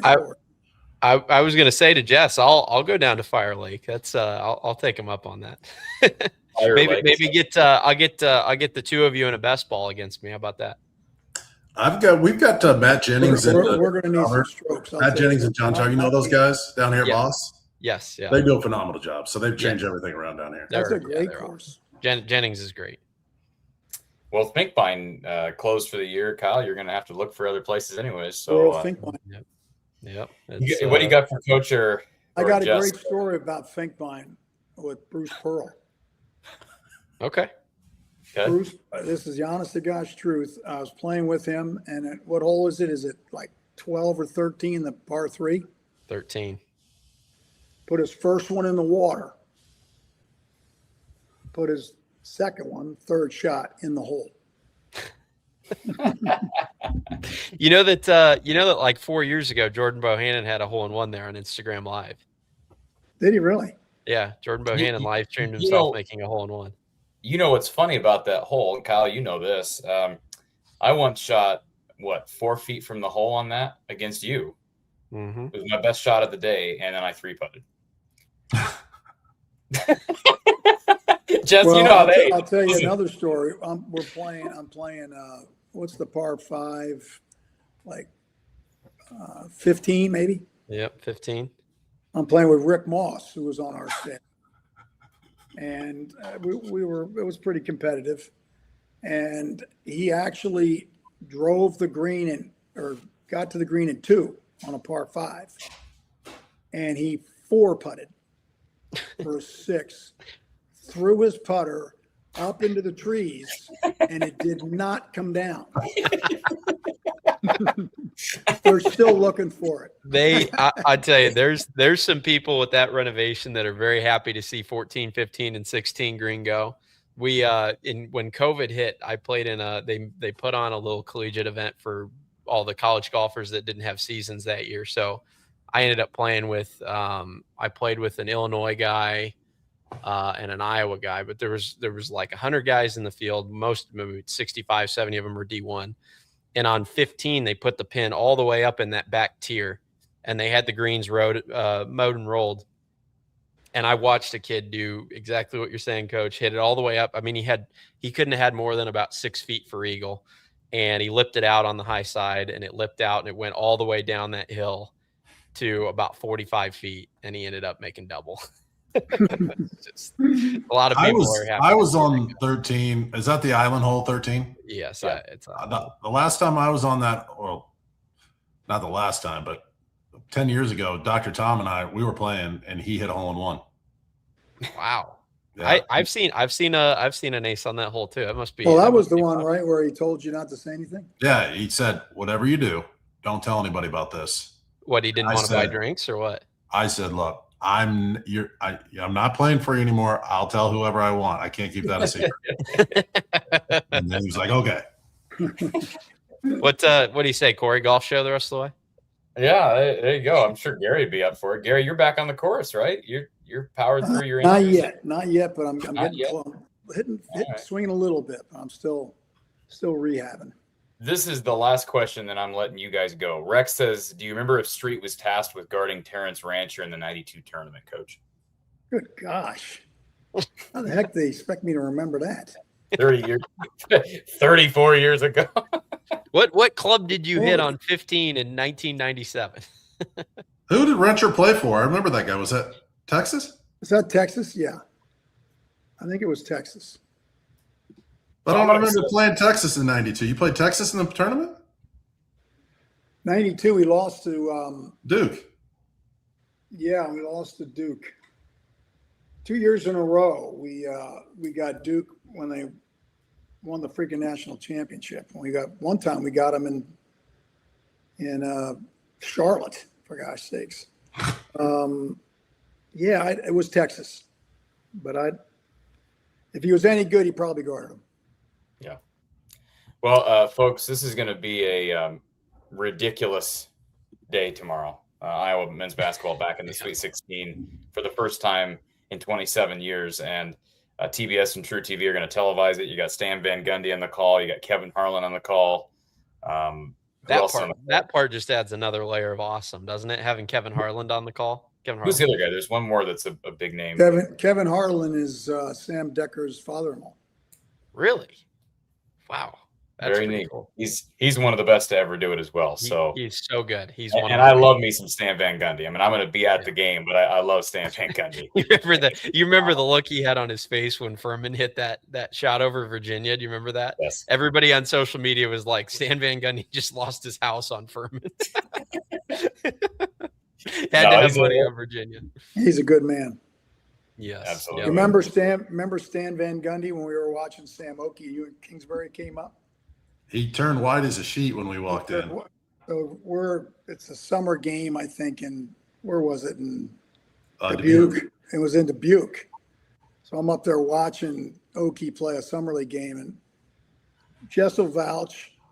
I didn't tell him to come up there. He got Kingsbury, and they both came up and sat right on the mid-court front row to watch Sam Oakey play. And Stan was at Wisconsin and recruiting Sam. And he went to me and said, I'm going to turn you in.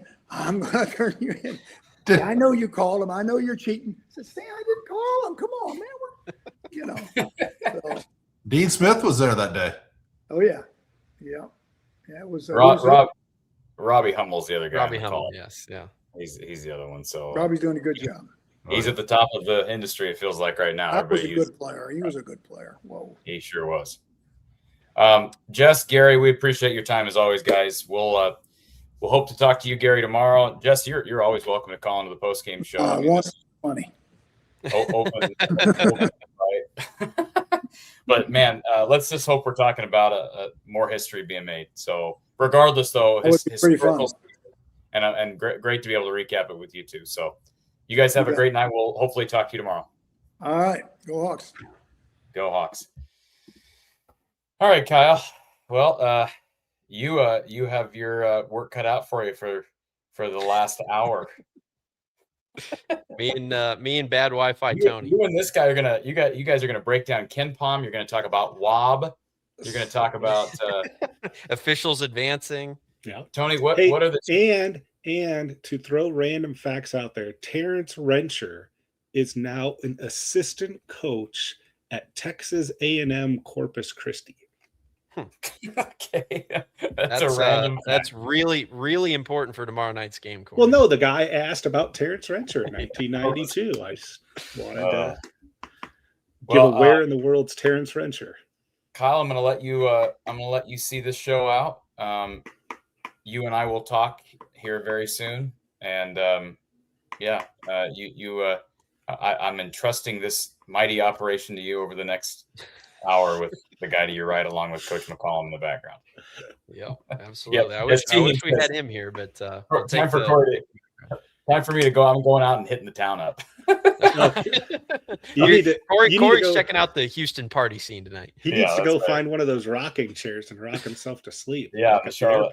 I missed the Charlotte airport. I missed the calling on that earlier. So, all right, guys. I'll talk to you both tomorrow. Appreciate your help. Yeah. All right, everybody. Well, let's have some fun next hour. No post game today with no game, but this keeping it casual, keeping it fun. You know, these are, I think, Tony, these are fun moments because, you know, I think when you get to the point where they have lost that, you know, that Elite Eight game or that Sweet 16 game or that Final Four game, hopefully, you know, then you have that last memory that's a little bit bitter of them losing maybe at the end of a game. But we're at the point right now where we're just sort of relishing in the fact that they just beat a number one seed in the second round to advance to their first Sweet 16 in 27 years. And man, I mean, I don't know how you've felt over the last couple of days.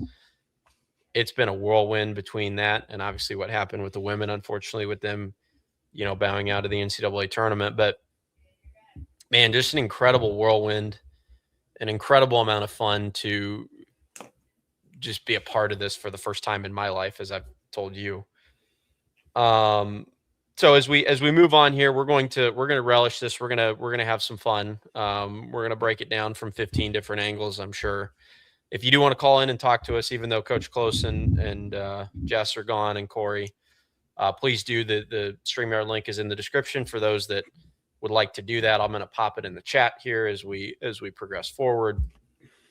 But man, Tony, any initial thoughts from you now that we've got the three legends behind us? Anything personally that you would like to share? Just your emotions, your thoughts, things that have hit you over the last 48 hours. It was hard growing up when I did, hearing that about Dr. Tom. And I'm sure that could not have been easy for Coach Close to talk about that. I know that's, something you weren't even a thought at that time, I don't think, right? Nope. Okay. Yeah, I mean, when you started following, and you've probably heard the stories about this, like the Iowa Basketball Network, like the TV network, like you saw every game, like it was a religion, like you never missed a game. Like back then, like you felt like you just couldn't miss those games and stuff like that, like any game. And the way that the public sentiment with Dr. Tom at that time was just, it was a tenuous time.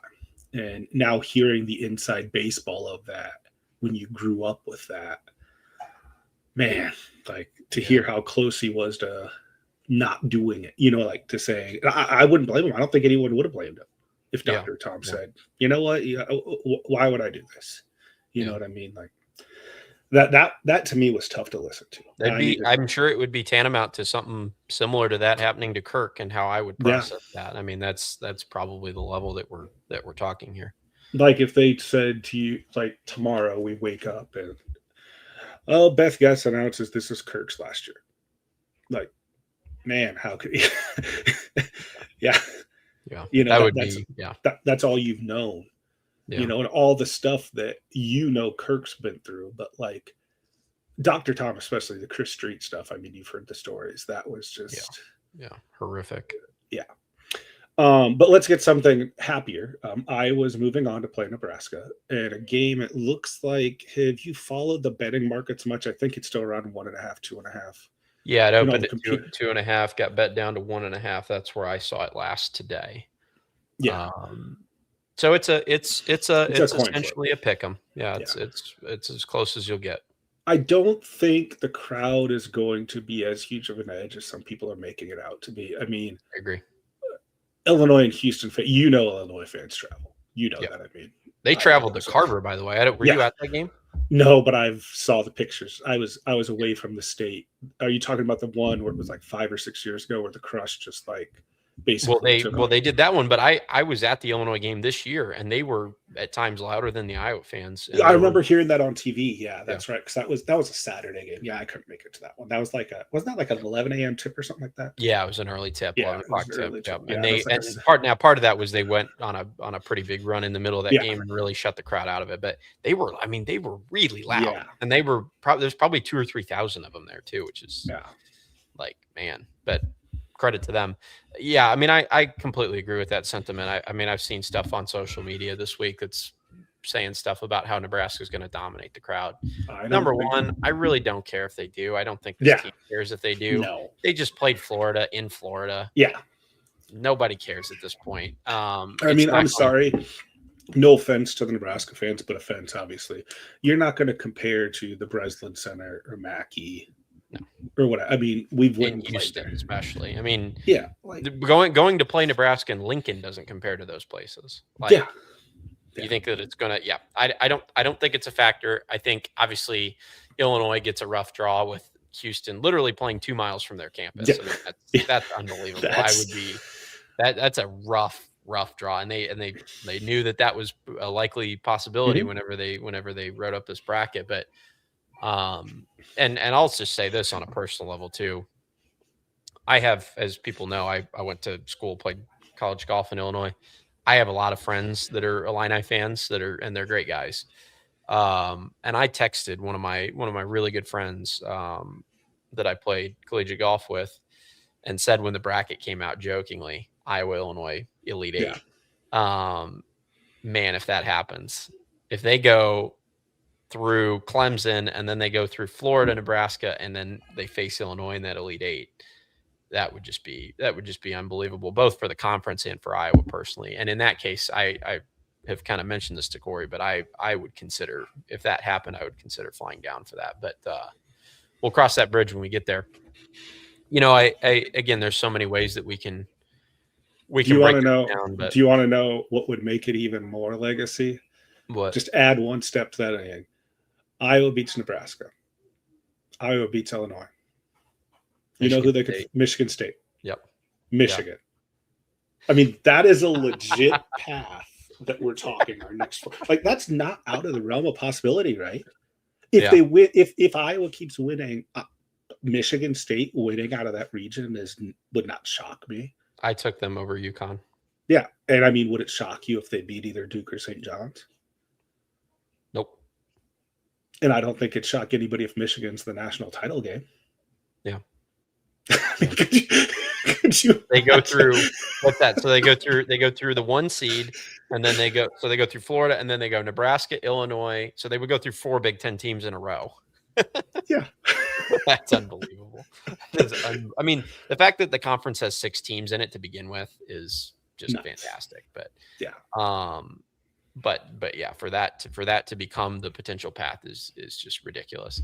I had 2 things, and I'll get your thoughts on this, you know, while you're here. Obviously, liked having the wisdom of Coach Close and Jess on for so long there. But there's a couple questions that I have about this game. One of them is kind of a schematic question. You know, I was looking through Bennett's game logs, and you know, you and I watch all these games, so this is reflected in the stats. Bennett has struggled shooting the ball over the last roughly month or so. I pulled up his game log, his last 11 games. It's not terrible. No. He's scoring 18 a game, but he's shooting 40% from the field. He's shooting 26% from 3. That's since the Purdue game that they lost at home. And you know, part of me wonders when they watch these games, you know, and this is exactly the way that it played out with Florida, was that, you know, the system has been Bennett for so long this season. He has been the entire offense. He's been the entire half court, you know, system. Sets run through him. You know, free flowing action runs through him. It's very, very Bennett centric. And, you know, there's this great debate, particularly in the NBA, but in college as well, like what you do against these great players, especially late in games. And it's the classic argument of, is the great player good enough to beat you on his own? You know, do you isolate him, and do you stay home with everybody else and hope that the rest of the players, you know, you're able to shut them down in single coverage, and then, you know, Bennett or whoever goes off, but doesn't go off to such a degree that he wins you the game by himself? Or do you have no belief in the guys that are around him, and you key in on him completely and make the other guys beat you? I mean, it's a classic debate in college coaching and in NBA coaching. And it appears to me over those last 10 games, particularly against Florida, you know, and in some of those games later in the season, that the latter option was happening. That a lot of teams have said, hey, like, this guy is really spectacular, and we don't know. We don't know if the other guys can beat us. We really don't. On a night-to-night basis, Fulgaris has not proven that he can beat teams consistently. Tavion Banks has not, you know, proven in terms of other teams scouting. If you're Ben in this situation, and the other thing I think you have to take into account too is the minutes. I mean, the minutes are absurd. He's averaging more than 40 minutes a game for the last 2 months, which is just ridiculous. I mean, that's like what they used to do in the NBA in the 1950s and 60s. The starters play all 5 minutes. If there's overtime, they play, or all 40 minutes. If there's overtime, the starters play more minutes. So if you're Ben in this situation, right, do you continue with what's been working, right, at least relatively speaking, in the tournament, and sort of say, hey, we're going to make Bennett the offense. We're going to continue to have the ball in his hands all the time. And in doing so, you're going to do 2 things. You're probably going to tire him out, and you're probably going to draw all the attention on him and force the other guys to beat the other team? Or do you throw something that Nebraska hasn't seen yet? And do you call, because Ben is a great play caller, he's a great play designer. Do you call more actions for guys, that haven't necessarily had plays called for them all year, at least at the rate that, you would like to see if it was a more evenly distributed offense, and risk, that those guys just don't make the plays? What are your thoughts on that? Do you just ride what's been working through 2 games in this tournament? I mean, if it's not broke, don't fix it. I guess they did just beat a 1 seed. Or are you concerned that they need to do something about that against Nebraska? To kind of start off, T-Hink kind of said that kind of same type of quote, like, has he ran out of gas? Is that why the shooting's fallen off? Yeah. Did you watch the official March Madness presser after the Florida game? I didn't watch the whole thing. I caught little pieces of it. Okay. They asked Bennett something along these lines, and he said something to the effect of he was tired, so he was hiding. And Ben looked at him and said, wait, what did you just say? Yeah. Did you just admit to me that you were tired? Yeah. And, and then it was took as like a joking, lighthearted thing. I think it's if it's not broke, don't fix it. And Ben likes to use the term gravity a lot. Like, a lot of gravity is put towards Bennett. I don't think you change anything now. I don't know. I mean, we've talked about this in past years. I don't think the ball is an issue. I mean, if you want to, like, we're talking how many of those games now have we used that postseason ball for? So I don't want to say that, because under the old regime, that was a very common excuse that we changed balls. That's why we can't shoot. More in bigger arenas, that's why we can't shoot. I don't believe any of that stuff. I think Bennett's too good of a player, and he's going to overcome that. I think you just keep going with the girl that brought you to the dance, ride the horse that got you there. Obviously, even with Bennett shooting 0 of 9 from 3, we just beat the defending national champions. I know. In a road game. I know. It's unbelievable to even say that out loud. And in saying that too, I mean, playing the way that they played, if Bennett, just on sheer talent, if Bennett goes out and they play the way that they played, Bennett's the center of the offense. If he just has a good night, and they obviously, when they play the way they play, he doesn't get a lot of easy shots. I mean, let's just be real. His shot selection, and it's not bad shot selection necessarily. A lot of it's at the end of the shot clock, but the shots that he's taking are not high percentage shots. If he has a night where he just makes a few of those and shoots 50% from the field, and the supporting cast is able to come along because of the gravity, right? Then you have something really great.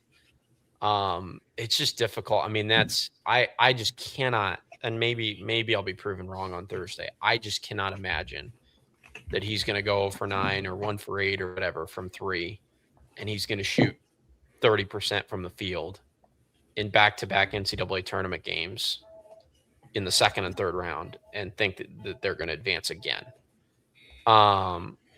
But again, I mean, we know this. The statistics are a roll of the dice. You can get random results like this. It's just hard to believe basketball-wise that's the case. I want to address this comment from Brandon Burr. Appreciate you commenting, Brandon. Brandon says this is the 3rd game between Nebraska and Iowa. Nothing new will be introduced. I totally disagree. I think in these 3rd games, this is the time to throw little wrinkles in there. Hello. Sweet 16 preview with Tony's family. Go ahead, sorry. I don't think that just because this is the 3rd game between these two teams that they're not going to introduce anything new. I don't think that's Ben's MO. I mean, I think he will find ways, as Tim's saying here, to throw in wrinkles, to exploit, little things here and there. He's not going to go into this game with the same scout that they had against Nebraska previously. He's not going to just play the exact same way. If I was in their position, and obviously it's a good thing I'm not, because they've gotten as far as they've gotten. So take it with a grain of salt. My proposition would be to try to run Bennett off ball screens and see if you can get him something off the ball early, because I think that maintains the gravity that he's drawing without necessarily, putting him on the ball. Because I think part of the exhausting thing about what Bennett does is bringing the ball up 94 feet. I mean, especially when he's got somebody on him the whole way. I mean, people don't understand, I don't think, even walking the ball up the court with somebody in your face, it's just an extra 10 seconds of pressure that other players on the court just don't have. And that across possessions and possessions and possessions, even though Iowa plays slow, is going to add up over the course of a 40-minute game. And, they don't have a whole lot in terms of ball handling, but when they can get Kale in to bring the ball up, when they can get somebody else to bring the ball up the court, especially if Nebraska's not showing pressure, I think they have to do that. I think they have to try to create for him off the ball and see if they can get him a couple of easy ones to get him in rhythm. I mean, I'm just looking at his game log here. And again, I'm not saying he's played badly. He has not played necessarily badly. He's just had shots go in and out. I mean, he shot over 50% twice in the last month, and both of them are against Ohio State. So, without those Ohio State games, I mean, he's really shot above 50% like once in the last maybe 12 games. So I just think you have to find ways to try to get him going. And I don't know that his shot going down is necessarily going to jar him. The other thing I would say too is their assist rate, I think, has a really high correlation between outcomes in the game. I think if they have a really low assist percentage, I think that's indicative of the fact that Bennett's had to do too much. If he's having to score a lot in isolation, I mean, it just doesn't bode well for them. And really what's interesting as well, and Tony, you can chime in on this if you have anything on this. Bennett's assist numbers are not awfully high for somebody that has the gravity or the attention that he has on offense. I mean, he's averaging 4.5 assists a game, which is 108th in the country. He's only had one game of 6 assists or more since early February. I mean, it's not like they're doubling him and he's throwing great passes and guys are hitting shots off of those great passes. So it's just a little bit of an interesting dynamic. I'll be interested to see how Ben addresses it. Because I just don't know. And again, maybe I'll be proven wrong, but I just don't see, Bennett against Florida, 5 of 16 for 31% shooting, 13 points, 0 for 9 from 3, as we've talked about over and over again, 5 rebounds, 5 assists. I just don't think a night like that gets them over the hump against Nebraska.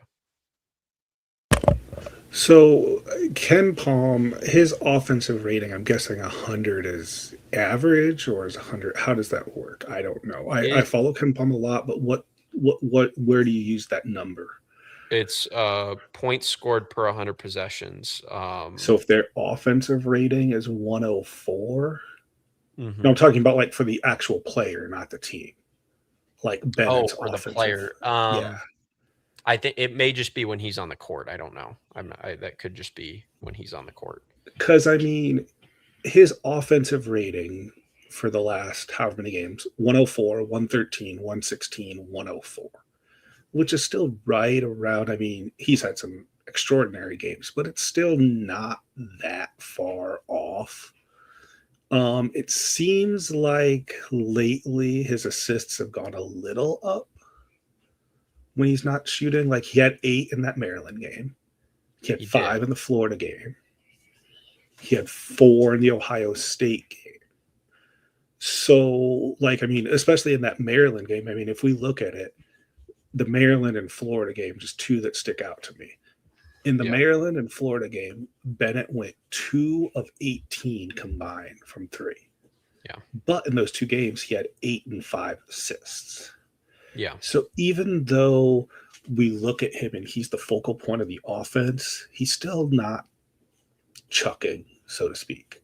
No, he's definitely not. And I don't think that these shooting numbers are indicative of bad shot selection. I'm not criticizing him for that at all. No. I'm not saying that at all. He's taking all that he has, which is end of the shot clock, contested shots. I mean, that's the reality. He gets 1 or 2 easy looks a game, usually in the paint that he creates for himself or in the mid-range. That's it. Everything else is contested, hand in the face, step back, into the shot clock, whatever you like. And that's the difficulty of it, is like, because you can't, I mean, those are shots he has to take. But it's just, I just struggle with how they get him more. I wonder if there's more easy ones. I wonder if there's a new wrinkle. Like, it's still going to be focused on Bennett, but maybe a little wrinkle where it's a different action here, maybe a different action there. I know someone pointed it out on social media in the Florida game, like halfway through the second half, there was some type of action changed where there's a lot more movement off the ball. And then that's when Cooper got some of those open shots, if you remember it. Yes. And he's sneaky good off the ball too. I think. And his movement off the ball around screens and stuff is very nice. And that's a legitimate skill. And that's also something I wonder. Nebraska, as we know, plays this no middle defense. Okay. Yeah. I wonder who we're going to see. Like I mentioned it, and it was half joking, half serious. If this is a game where we see Hauser, okay. And the reason I say that is I want to know, and I haven't looked into it, what is Hausen's percentage in like corner threes, like specifically corner threes. And the reason I say that is because that's going to be the shot that if you hit it at 40 sometimes, because they are such a no middle defense that they concentrate on that lane, that if you pull the gravity to Bennett attacking the lane, because it's a no middle out of the paint defense, that he can kick out to the baseline in Cooper and maybe even a Hausen, or even like, a Howard and Sage have shown the ability to hit those shots when wide open. Obviously Fulgaris too, because the big one. But I think that's going to be the key, is hitting those types of threes, like where this may be a game where it's Bennett more distributing than more forcing the issue, just because of the way Nebraska defends. Yes. Yeah. I totally agree with that. And that's one thing that I noticed in those 2 games watching them, is they do come off the corner shooters a little bit. And that's a big gamble, by the way, too, because that is, if you're talking most efficient shots on the floor, number 1 is in the paint and number 2 is the corner 3. And if you get that in rhythm and a nice pass kicked out to the corner. Yeah. It's butter. It's money. Yeah. And you wonder too, like, again, at this point in the season, and this is a question for Nebraska's identity. If Iowa does put in Hausen, do you, like, if you're Nebraska, do you continue to play the defense the way that you've played it all season? Or do you start sticking? I mean, because you have to stick to him. I can't imagine you leave him open. I don't think we know what he can hit, and we knows, his capabilities. But, Nebraska knows that too. But I don't think they're going to change their game plan for someone like him. They're just going to take their chances that he misses. Look, this is what we play. Yeah. Like, he's a game changer for sure. He can be an X factor. And I mean, he may not even play a minute. We're talking about a guy who could play 0 minutes or anywhere between 8 to 12 minutes. Well, Koch or Fulgaris could play that same role, and it's going to be, sure. Yeah. Will they hit the shot? But and that's probably a huge key, is can they, like, is there any way that they could bust them out of that interior defense? Is there any way? No. Nope. And if they can't, then they need to hit 10 threes. Yep. Yeah. That's the bottom line. And if they can do that, they win. They're probably moving on. They can that's what Nebraska wants you to do. Yeah. But then the thing that's so funny is that's how Nebraska plays defense, okay? But literally, if Nebraska went up against themselves defensive wise, that's how Nebraska would. Yeah. They kill themselves. That's funny. You know what? I that's a great point, because I wonder what those scrimmages are like when they scrimmage themselves. Yeah. Isn't that funny? because they rely so much. They are a live and die by the three type of team. They are like it's on both ends. Yes. Right? It's live on our team making threes and the other team not making threes. Yeah. Interesting. And in that, it's like it's funny, like comical to say that out loud. Yeah, it's great. It's hilarious. And it's interesting too that we say all this to say in that first game at Carver, obviously nobody was shooting the three well, or nobody was shooting anything well. But neither team, I think the Iowa made 6 threes, I think, right? And I know Bennett made 4. Or hold on, Bennett made 4. I think Iowa made 6 total. In that he made 2. Game, Iowa made 11. They made 11 out of 30. They shot 37% from 3, which you would probably take. But Nebraska shot 10 of 27 as well. So obviously, you stayed close in that category. But man, the way that defense is structured, even as good as Nebraska is, I think you do have to draw even in the 3-point game. I don't think you can lose that. And win the game, because it's just, again, the way that you're saying, I like, you either shoot them out of their defense or you just keep shooting, and you got to make those shots. I mean, those are it is a live by the 3, die by the 3. Let's see what they rank. What does Nebraska rank in defending the 3? I can tell you that right now because I got Ken Palm up. They are 8th in the country in defending the 3-point shot. See, Yes. that is remarkable. Like, the eye test would not tell you that. But it's because people think that just because you're giving up wide open threes, you're going to give up a greater percent. That percent's going to be higher. But I think it's almost a inverse, or however you want to say it, because you have to hit those threes. There's more pressure on them.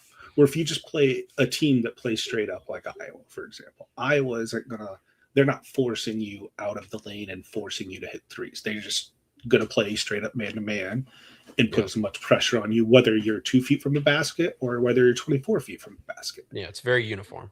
So where with Nebraska, it's almost like they're making you say, we're putting pressure on you to hit these open threes. Because if you can't, we're not going to give it up. We're not giving it up. I would love to know as well, like, because so much of, like, we talk about this in golf. I'm not going to belabor golf statistics tonight, but, we talk about this in golf, right? Where you see guys on the PGA Tour go on these big, long runs of, they go on, they make 5 birdies in 7 holes or whatnot. And one of the things that we often talk about is the fact that, hey, basically on every shot, this is a statistical reality in golf, is that most shots have 30, 40, 50-yard shot dispersion patterns, right? So the range of outcomes is anywhere from, 30 to 60 yards wide, depending on, or, 20 to 60 yards wide, depending on the length of the shot. And for a guy to make 5 birdies in 7 holes, oftentimes that means he's hit, 5 shots very close to a hole location in 7 holes. So you've got this big wide range of outcomes that may be 50 yards wide or, 30 yards wide or whatever. And he's gotten lucky enough to hit 5 out of 7 within 10 feet, right? That's a statistical anomaly that does happen. And I wonder, I would love to go back, because national average is 34% in 3-point shooting. Yeah, can I show you something real quick? Weird. Yeah. Go ahead. Keep going. So, I almost wonder, right? Because as a coach, you look for these kinds of things, like, because that is a statistic. They're 8th in the country in 3-point defense. That really makes no sense. Like, that makes no sense to me. Having watched them twice, for them to be that high. And you almost have to wonder, like, is there a anomaly in there that has helped them to craft this anomaly season? And I'm not taking any credit away from them. They played great all year. But is there a reality to the fact that, like, hey, the way they play defense, they really shouldn't be giving up 30% from the 3-point line. They really should be giving up 35%.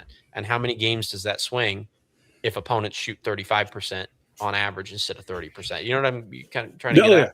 I was trying to it doesn't let me share. I sent you the link to share. Here we go. I got it. There, perfect. Okay, now if you zoom in, I stopped sharing. My bad. Oh, you're good. You allowed me to share it, and I stopped. Here, I can get it right back up. If you zoom in, can you do the zoom in or do I have to do that? Let's do this. There you go. Yeah, zoom in. Look at those red and blue numbers right there. Okay. Do you see that in like the left-hand side, right on the left-hand bottom, kind of you see the red and the dark red, the light blue. Okay. I think you can zoom in from your end if you, because Okay. I'm sharing your tab. So if you zoom in, you'll. I don't know how to zoom. Let's see. Is that a zoom? How do I zoom? How do I zoom on Chrome? Or I sent you the link if you know how to zoom. Sorry. Okay. Let me. Yeah, I'll stop sharing and you can. Okay. Is that on Discord? Yeah, it's on the private chat in StreamYard. Private. Oh, private. I sent you the link. Gotcha. This is that. Let me get page. that up. Yeah. And I'll talk for a little bit while you do that. Yes. But it's something where what he's pulling up is Nebraska's 3-point attempts versus field goal attempts. Yeah. It's like 50% of their shots are threes. I can't pull it up because I'm not a subscriber. I'm sorry. Okay, I'll just say what the numbers are. Get going. Yeah, you can go get that.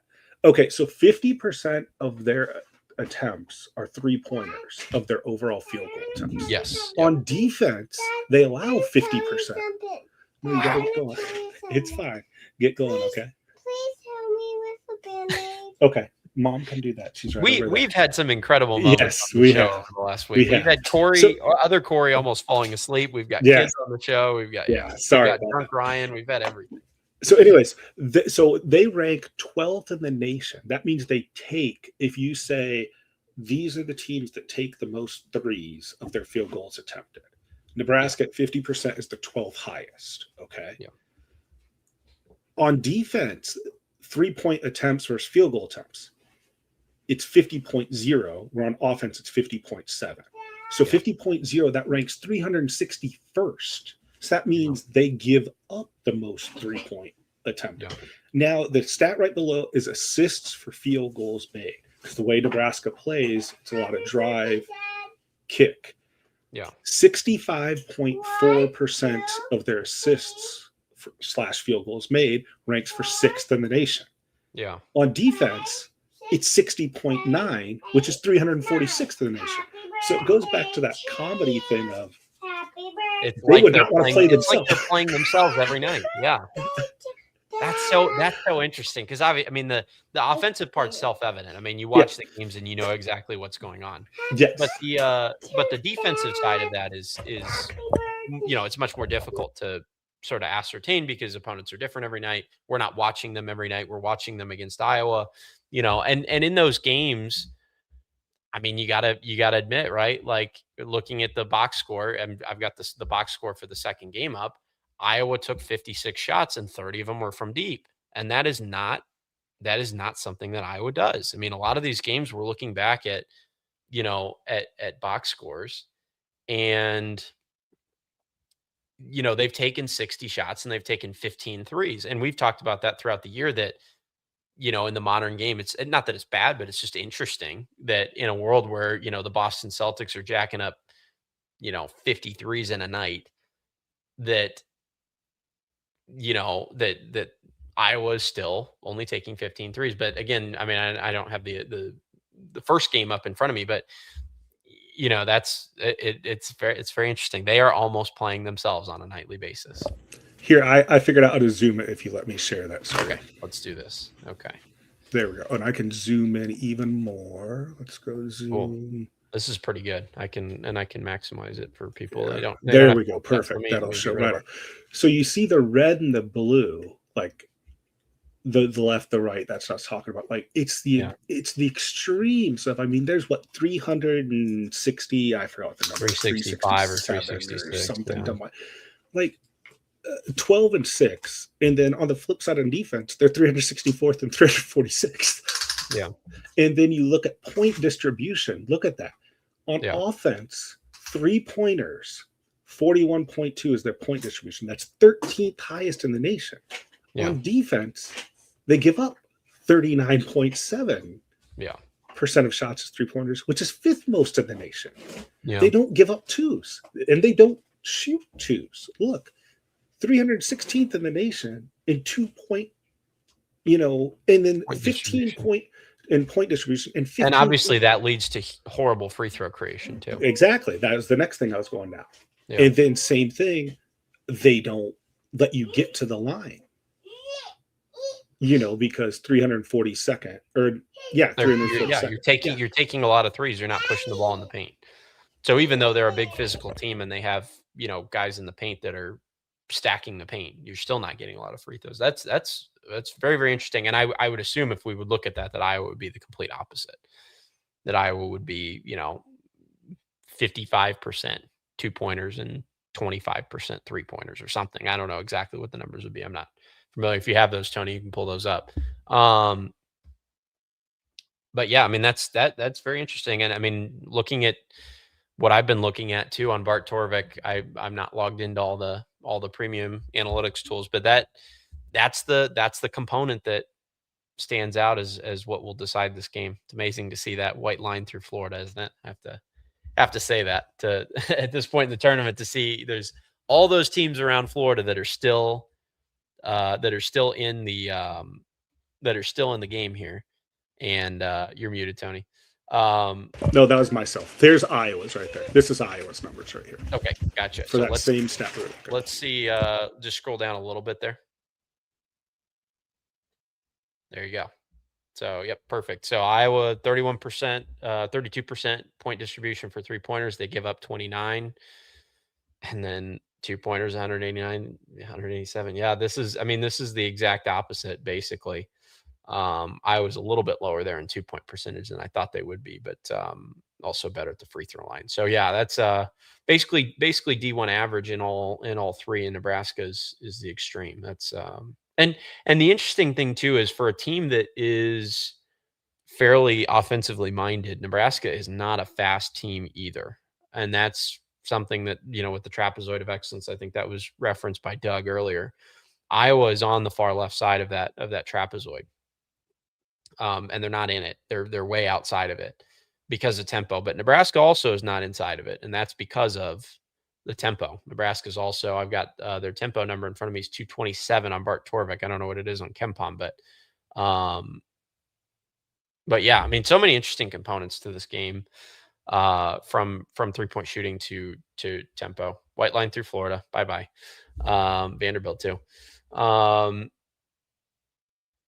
Let's see here. What do we have for tempo? There you go. There's tempo, 231. Yeah, there you go. 66.6, 231. That's exactly what Bart had, 66.6 tempo. So another very, very slow game. Another very, very and there's another thing too of look at this is back to the free throw thing too.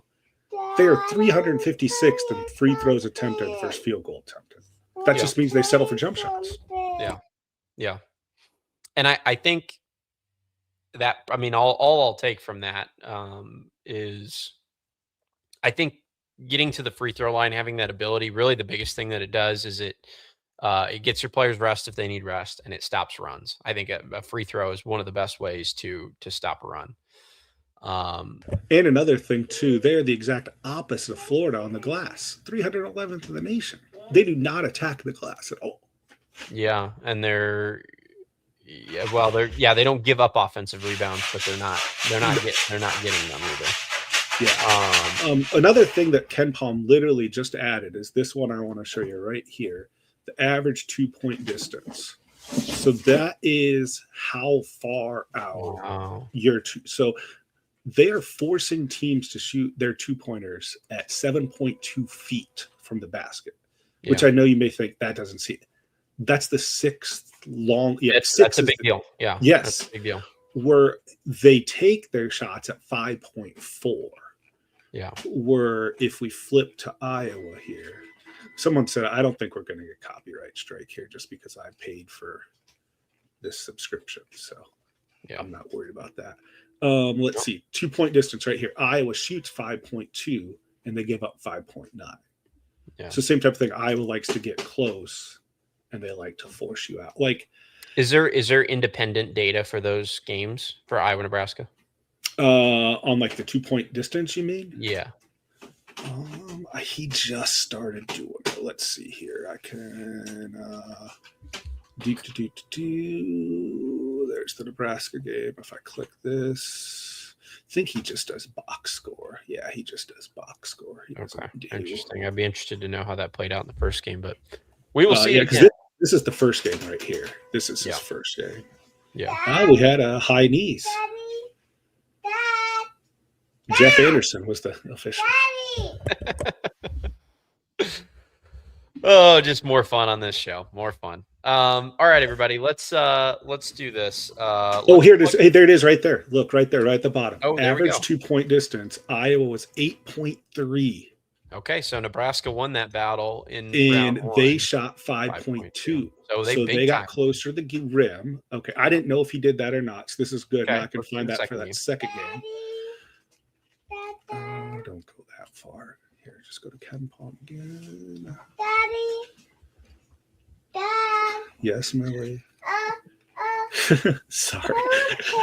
Ken Palm and kids. Yes. Okay, there you go. So this is Iowa was 6.4. So they So they did got better in the second game. and Nebraska was 6.2. So There you go. Iowa also did better, forcing them further out. Because remember, there were 5 something in the first game.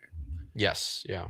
Yeah. So, yeah. Something that I also noticed is Price only hit, he was 50% that game. Or no, he was 2 of 7. And then the first game, he was like 2 of 6. He really didn't go off against us No, in either game. in either game from the third. And that was mostly, I mean, Bennett was drawing his assignment Yes. most of the time, right? Yes, because I remember that was specifically mentioned going into the first game, or no, after the first game, that someone said who they did the post-game interview, and they said something to the effect of, how did you guys figure out who was going to draw Price? And they said, Bennett just said, I'm doing it. And that was the end of the story, because you don't tell Bennett no. Like Bennett said, nope, I'm taking that assignment. And I think, Bennett knows this is his last game. Yeah. If they lose. I'm not saying I don't want it to be his last game. I'm just saying, like, if they lose, they know this is your last game. Like, I think he's going to find another way, however he does it, he's going to find himself a way to will him to victory.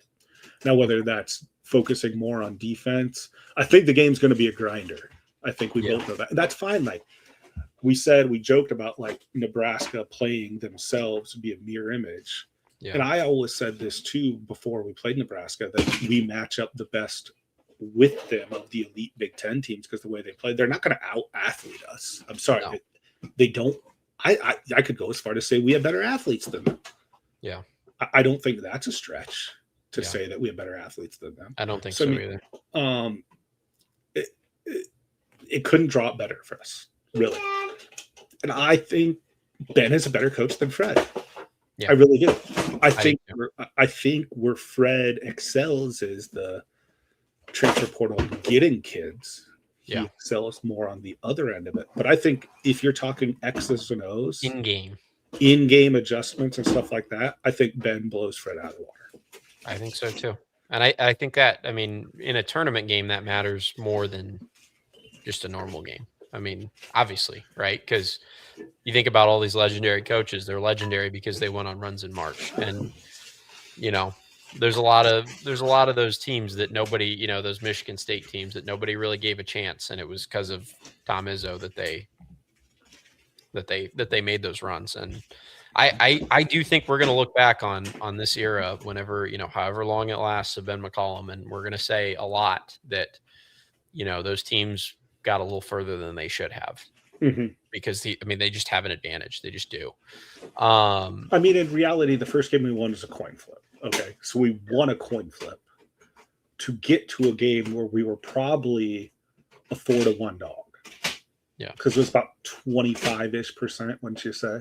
Yeah. Oh, yeah. If even that. Ken Palm gave him 25. And I saw some places 20. Okay. So, we'll just say. I'll ride with 15 to 20. That's we'll say 20. Yeah. Just for easy numbers, 80-20 is easy because it's 4-1. Yeah. So, as a 4-1 dog winning that too. Now to get to a game where you could win another coin flip. Yeah. That's what this is. I think this is a coin flip too. And the seed lines don't say that obviously, but I think everything else does. And Man, I mean, there's something to be said too with this whole crowd thing. I mean, in Houston, if it is neutral and it's not sold out of Iowa and Nebraska fans, people tend to. I mean, people are just showing up in Houston to watch a basketball game, and they're not necessarily Iowa or Houston fans. They like to root for the lower seed. I mean, that's there's some truth here's there. I also wonder too. Houston plays the late game. That game doesn't start till 9:05 local. Yeah, that first half, that arena could be 50%. Yeah. I mean, I'm trying to like be conservative. I mean, it could be really lowly attended for that first half. What do we have listed here? I'm gonna pull this up. Iowa Nebraska tickets. Let's see this. I want to see what. Someone said that. I saw someone put that on social media. Now that you're looking up, like you could see the Iowa State game. It was dumb. Like Iowa State's tickets versus Iowa's tickets. It was like 3 to 4 times the amount. Like, are you looking at the secondary market for how much ticket are to get in the door? Yeah, that was the hottest ticket. The Iowa State ticket. No, the Houston subsection. The Houston subsection was the hottest ticket of all of them. Okay. We've got I got 230 different listings. I don't think that means 230 tickets. I think that means something probably in the range of like 500 tickets. But that's not a lot, especially for a game where I assume there's no season ticket passes being handed out. No. I think you get like the people talk about because the university gets an allotment, but that allotment is not a lot at all. Yeah. Most of this stuff is general public where people are local and buy up the tickets, or you get a lot of speculative tickets. Where Houston, I mean, let's face it, this game has been eyed up for them ever since the season started. I mean, they've been looking at a 1, 2, or 3 seed for most of the year. So, I mean, I think they knew that it was a very realistic chance that they would be playing in Houston, Sweet 16 in the Elite Eight. Yeah. Oh my goodness. She's back on camera. So yeah, that is it'll be interesting to see how full that gets versus all the other regionals. And with it being the first game of the two, it's not like fans will be pouring into the arena. If they're there for Houston, they'll be a little bit late. Let's get to some of our comments here. I'm gonna try to star a few. If you got any questions for myself or Tony, we're gonna wrap this thing up here in not too long. I always say that, and then we go for another 45 minutes after I do. Let's do this one first. T. Hank says, Tony and Kyle, are you confident in Ben staying for the long haul? Yes. That's my answer too. Yes. I would just say, I mean, again, people have talked about it, the season tickets for football, Ben's had them for forever. He's been a Hawkeye fan his whole life. He grew up here. I would be very, very surprised if he took that job at North Carolina, or if the Kansas job opens up. I would be very, very surprised if that happened. I don't think that's it was mentioned earlier in he had an interview today on Barstool Wake Up. Before they flew out, he's living in a rental. Okay, by the way, Ben bought land and they're building a house. Yeah, I don't foresee him, like you said, adding in all those things. The guy is a football season ticket holder before he was employed by the University of Iowa. Let's go over that again. He was an employee at Northwest Missouri State and Drake and owned season football tickets to the University of Iowa. And we're talking about that we could be worried that this guy could leave. Yes, Kansas and North Carolina are a different animal, but it comes with different pressures too. And I don't think he's going to do it for the money. Yeah. I really don't. I don't think that's a worry of his. I mean, just think about too, like people can say, okay, with this result against Florida, like, oh, he's this attractive option. That's absolutely true. I mean, there's absolutely some logic in saying that.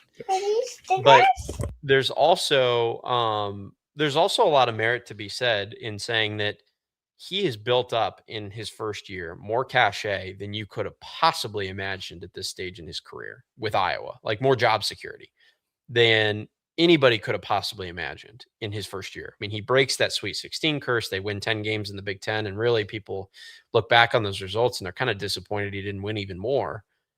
But he takes the team that had not been in the Sweet 16 since 1999 and a team that had not even been in the tournament for 3 years to the Sweet 16 in year one. Like, yes, he's a very attractive option and all that, but he's got this job for the foreseeable future, even on the back of year one results. I mean, I think if he comes back next year and they underperform and maybe miss the tournament or just squeak in and lose a first round game without Bennett, people will still give him grace over what happened this year. And they'll give him grace for years to come, as long as, it doesn't get too bad. So yeah, I would be very, very surprised. I would be shocked if he left off of the back of one single season. Maybe you give it 5 or 10 years, then I'm less surprised probably at that point. But I think there's a good shot he's an Iowa lifer, and if he's not, I think he's here for at least the medium term before something like that happens. We discussed this on the Discord. I'm pretty sure you saw it, but I disclosed like his contract details and how much he's making for these. I think it was $100K for the Sweet 16. There's another 300 for the Final Four, and I think another 400 for a national title. Yeah. And he has his contract is extremely backloaded. What I mean is it's got an escalator up each year, but also the buyout de-escalates as the years go on. Yeah. I would not be shocked if his contract is reworked this offseason. Yeah, me neither. Yeah, absolutely not. And I don't blame him. He deserves to get paid more. I think the money's going to be there. Yeah, I think they will come up with it to pay him more. And also because how long is it recovered Fran for? Oh gosh, it's a couple more years. Let me confirm that. You keep going. I'm gonna. Yeah, and I'll keep talking about that because we have him for 6 years. So that means after this year he's only got 5. In college basketball, once you approach that and getting down to 4 years and you don't have an extension, you've got to make it known that you have confidence in this guy. So you can't really let a coach go below going out 5 years, because then these kids aren't going to know, are they committing to a guy who is going to be around at the end or not? Are they going to be a lame duck or not? Did you find that out, or you're still looking? That's fine. Yeah. No. And what he's getting paid is very low compared to the conference. I know we had that discussion, for some of you, and I keep teasing it because we talk about it in Discord. This should let you guys know to join the Discord. We've got a lot of good conversation going on there. We were talking about how much he's getting paid, and it's not much compared to what some of these other coaches are making. We need to up it if we want to keep him. To me, and you're too young to remember this, but this reminds me of Kirk's early years, when there's a lot of rumors of, is he going to go to the Jags? Is he going to go to the Chiefs and stuff like that? When Kirk had a lot of that early success in the early 2000s. Yeah. That's the last time. Corey's talked to me about it. Yeah. That's the last time Iowa's had a coach like that, where we've worried is one of our coaches going to get poached? I don't think we've really ever had a serious thought about that since. And there's just so much money here nowadays across the country that it is way more of a fear than it used to be. With Fran, there's not exact details out there, but they owed him the $4.2 million buyout. I know you knew that, but and you can spread it out. I knew that much. They can structure it as they want to in installments throughout the original contract term. So it has to be paid out through the end of the 28 season is when the installments will be complete. And he may have had, this is the other thing. I can't remember if you've said this or Corey or whatever, but he may have had an offset clause too. No, I don't know. No, he didn't. No, that was so awful. That was another thing. That's a Gary Barta master. I remember Corey saying that now. It's a Gary Barta masterclass. What the heck? Are you serious that we literally wrote a contract that we could buy, where we'd have to buy him out, and if he's still employed by someone else, we still pay him? Yeah. Not that. I mean, what is he making at Penn? Is that announced? I'm sure we could look. I'm sure it could be Googled real quick if Fran McCaffrey. He's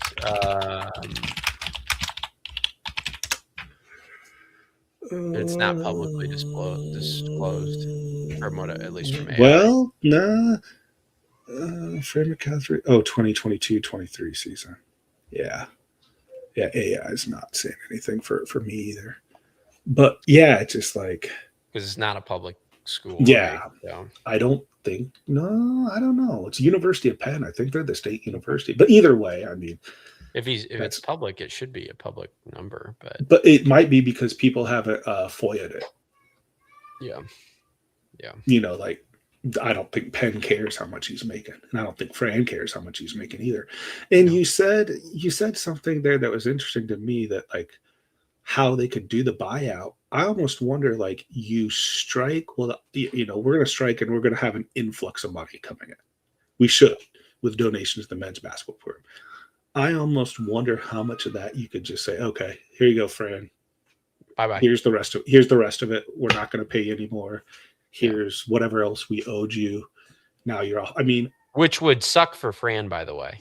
Well, I mean, then he could invest it right away if you're looking. Well, yeah, but he's going to pay an insane amount of taxes on that money if he gets $3 million up front, like, because he was owed 4.2. It's been a year, so he's probably, well, no, I guess 4.2. They've already paid off half of it, probably, right, or close to half. So it could be. I mean, there could only be $2 million left on that. But anyways, that probably is not how Fran would like to see it done. But yeah, I mean, yeah, they will have an influx of money. That's a good point. I wonder if they will do that, if they'll just pay him off and say, hey. I think I might make this easy on you. I think she escaped and she is bawling in the other room. So I think I hate to have to cut this short. T. Hink did say, you know, because you heard my daughter saying happy birthday. That is tomorrow. And there's no better birthday gift I'd like, besides the love of my family. Yeah. Is a nice victory tomorrow night. Birthday W. Yes. So on that note, I will let you go because I know both of us could ramble on till at least midnight easily. I think so. I want to make sure she gets to bed. So right. Thanks for having me on. Let's go Hawks, and let's less than 24 hours from now, let's be watching an Illinois-Houston game that would be getting close to winding down in the second half, and say, hey, who are we going to be playing on Saturday night? I know. Wouldn't that be crazy? That would be fun. And then we root for that game to go to 4 overtimes. We're enjoying our victory. Yeah, absolutely. So, yeah. Well, I'm looking for flights to find my way down there, because I can't make it down on a weekday, but for Saturday I might. Yeah. I might. And I'm the exact inverse. I can make it down on weekdays, but not the weekend. I'm surprised you didn't consider going down there. No, I can't. Yeah. So I will let you go. I got to get going. So I will talk to you later. Thanks for having me on. Sorry to cut it short. Nope. You're all good. Have a good one, Kyle. Thank you. All right. Yep. Thank you. All right, everybody. It's been an absolute pleasure. I do appreciate every single one of you that stayed up till 10:38 Central to discuss this. I know it's been a little bit informal, a little bit kind of fun, lighthearted at times. Children in the background. Jess Sendles, Corey Brada, Coach Gary Close, myself, Tony, piecing something together for you. Sweet 16 preview, and really just a celebration to let it sink in. You know, I can't express to everybody, you know, on behalf of myself and everybody that makes this show go, everybody that contributes to what we do here. I just can't express to all of you how unbelievable the past week has been, from the Florida victory to then getting to go to the women's game and grinding through a double OT heartbreaker, you know, doing post game for both of those games. And then just preparing for something that I have never had in my life, which is a Sweet 16 berth and an opportunity to go to the Elite Eight, to play an Illinois team and be one game, or Houston and be one game away from the Final Four. It truly is unbelievable. The support from everybody for the post games has been unbelievable. And just the opportunity that we have, you know, on March 25th to still be talking about Hawkeye basketball, Hawkeye men's basketball. We've been talking about Hawkeye women's basketball well into April in past seasons, but to have the opportunity on March 25th to be talking about Hawkeye men's basketball and to be previewing a game against a 4 seed in the Sweet 16 is unbelievable. And then you add on all those extra layers with J.R. Koch and with, Alvaro Fulgaris and with the rivalry against Nebraska and the Sanfords and everything. I mean, it's such an incredible opportunity, a unique opportunity that they have in front of them on Thursday night at 6:30 Central to take out Nebraska and to advance to the Elite Eight. So it's been an incredible week. I hope it continues. I hope that they get it done tomorrow. I'll be rooting as hard as I ever have in my life for them. But just wanted to wrap this up by saying thank you, everybody, for your support. Thank you for your energy, for your passion for this team, for your excitement. Again, as we wrap up here, please do join the Discord. I've got the ticker. It's been scrolling for a while. PayPal, Venmo, Cash App. Please label your donation Discord, $5 for a month, $50 for a year. Go ahead and do that. Get in the community before tomorrow night. It'd be awesome to have as many of you as possible. We've actually been doing premium halftime shows in those in that Discord server. So Corey and I have been chiming in for 15 minutes during the halftime show to just give our thoughts and rant a little bit depending on how the game's going. So just another layer of engagement if you're interested in joining us there. Please support the show on all socials. I know we haven't been plugging them as much lately because we've been focused on Discord, but Instagram, Facebook, TikTok, all that kind of stuff from the Hawkeye of the Storm. Please do that. Like and share the show. Subscribe if you haven't already. All those good things. And follow me, Kyle Spence Golf, on Instagram and YouTube. If you're interested in learning about golf, about what I'm doing as far as teaching ventures, please go ahead and follow me there for any updates. All right, everybody, it's been an unbelievable week with Tony announcing his departure. I'm going to tie a bow in this and see if I can get any sleep before Iowa takes on Nebraska at 6:30 tomorrow night. I can't believe I'm saying it. A Sweet 16 game in the 21st century for the first time. All right, everybody, it's been a ton of fun. Thank you to Coach Close, to Jess Suttles, to Corey Brada, and Tony. For myself, Kyle Spence, it's been a pleasure. We will see you after Iowa hopefully defeats Nebraska tomorrow night. Good night, everybody.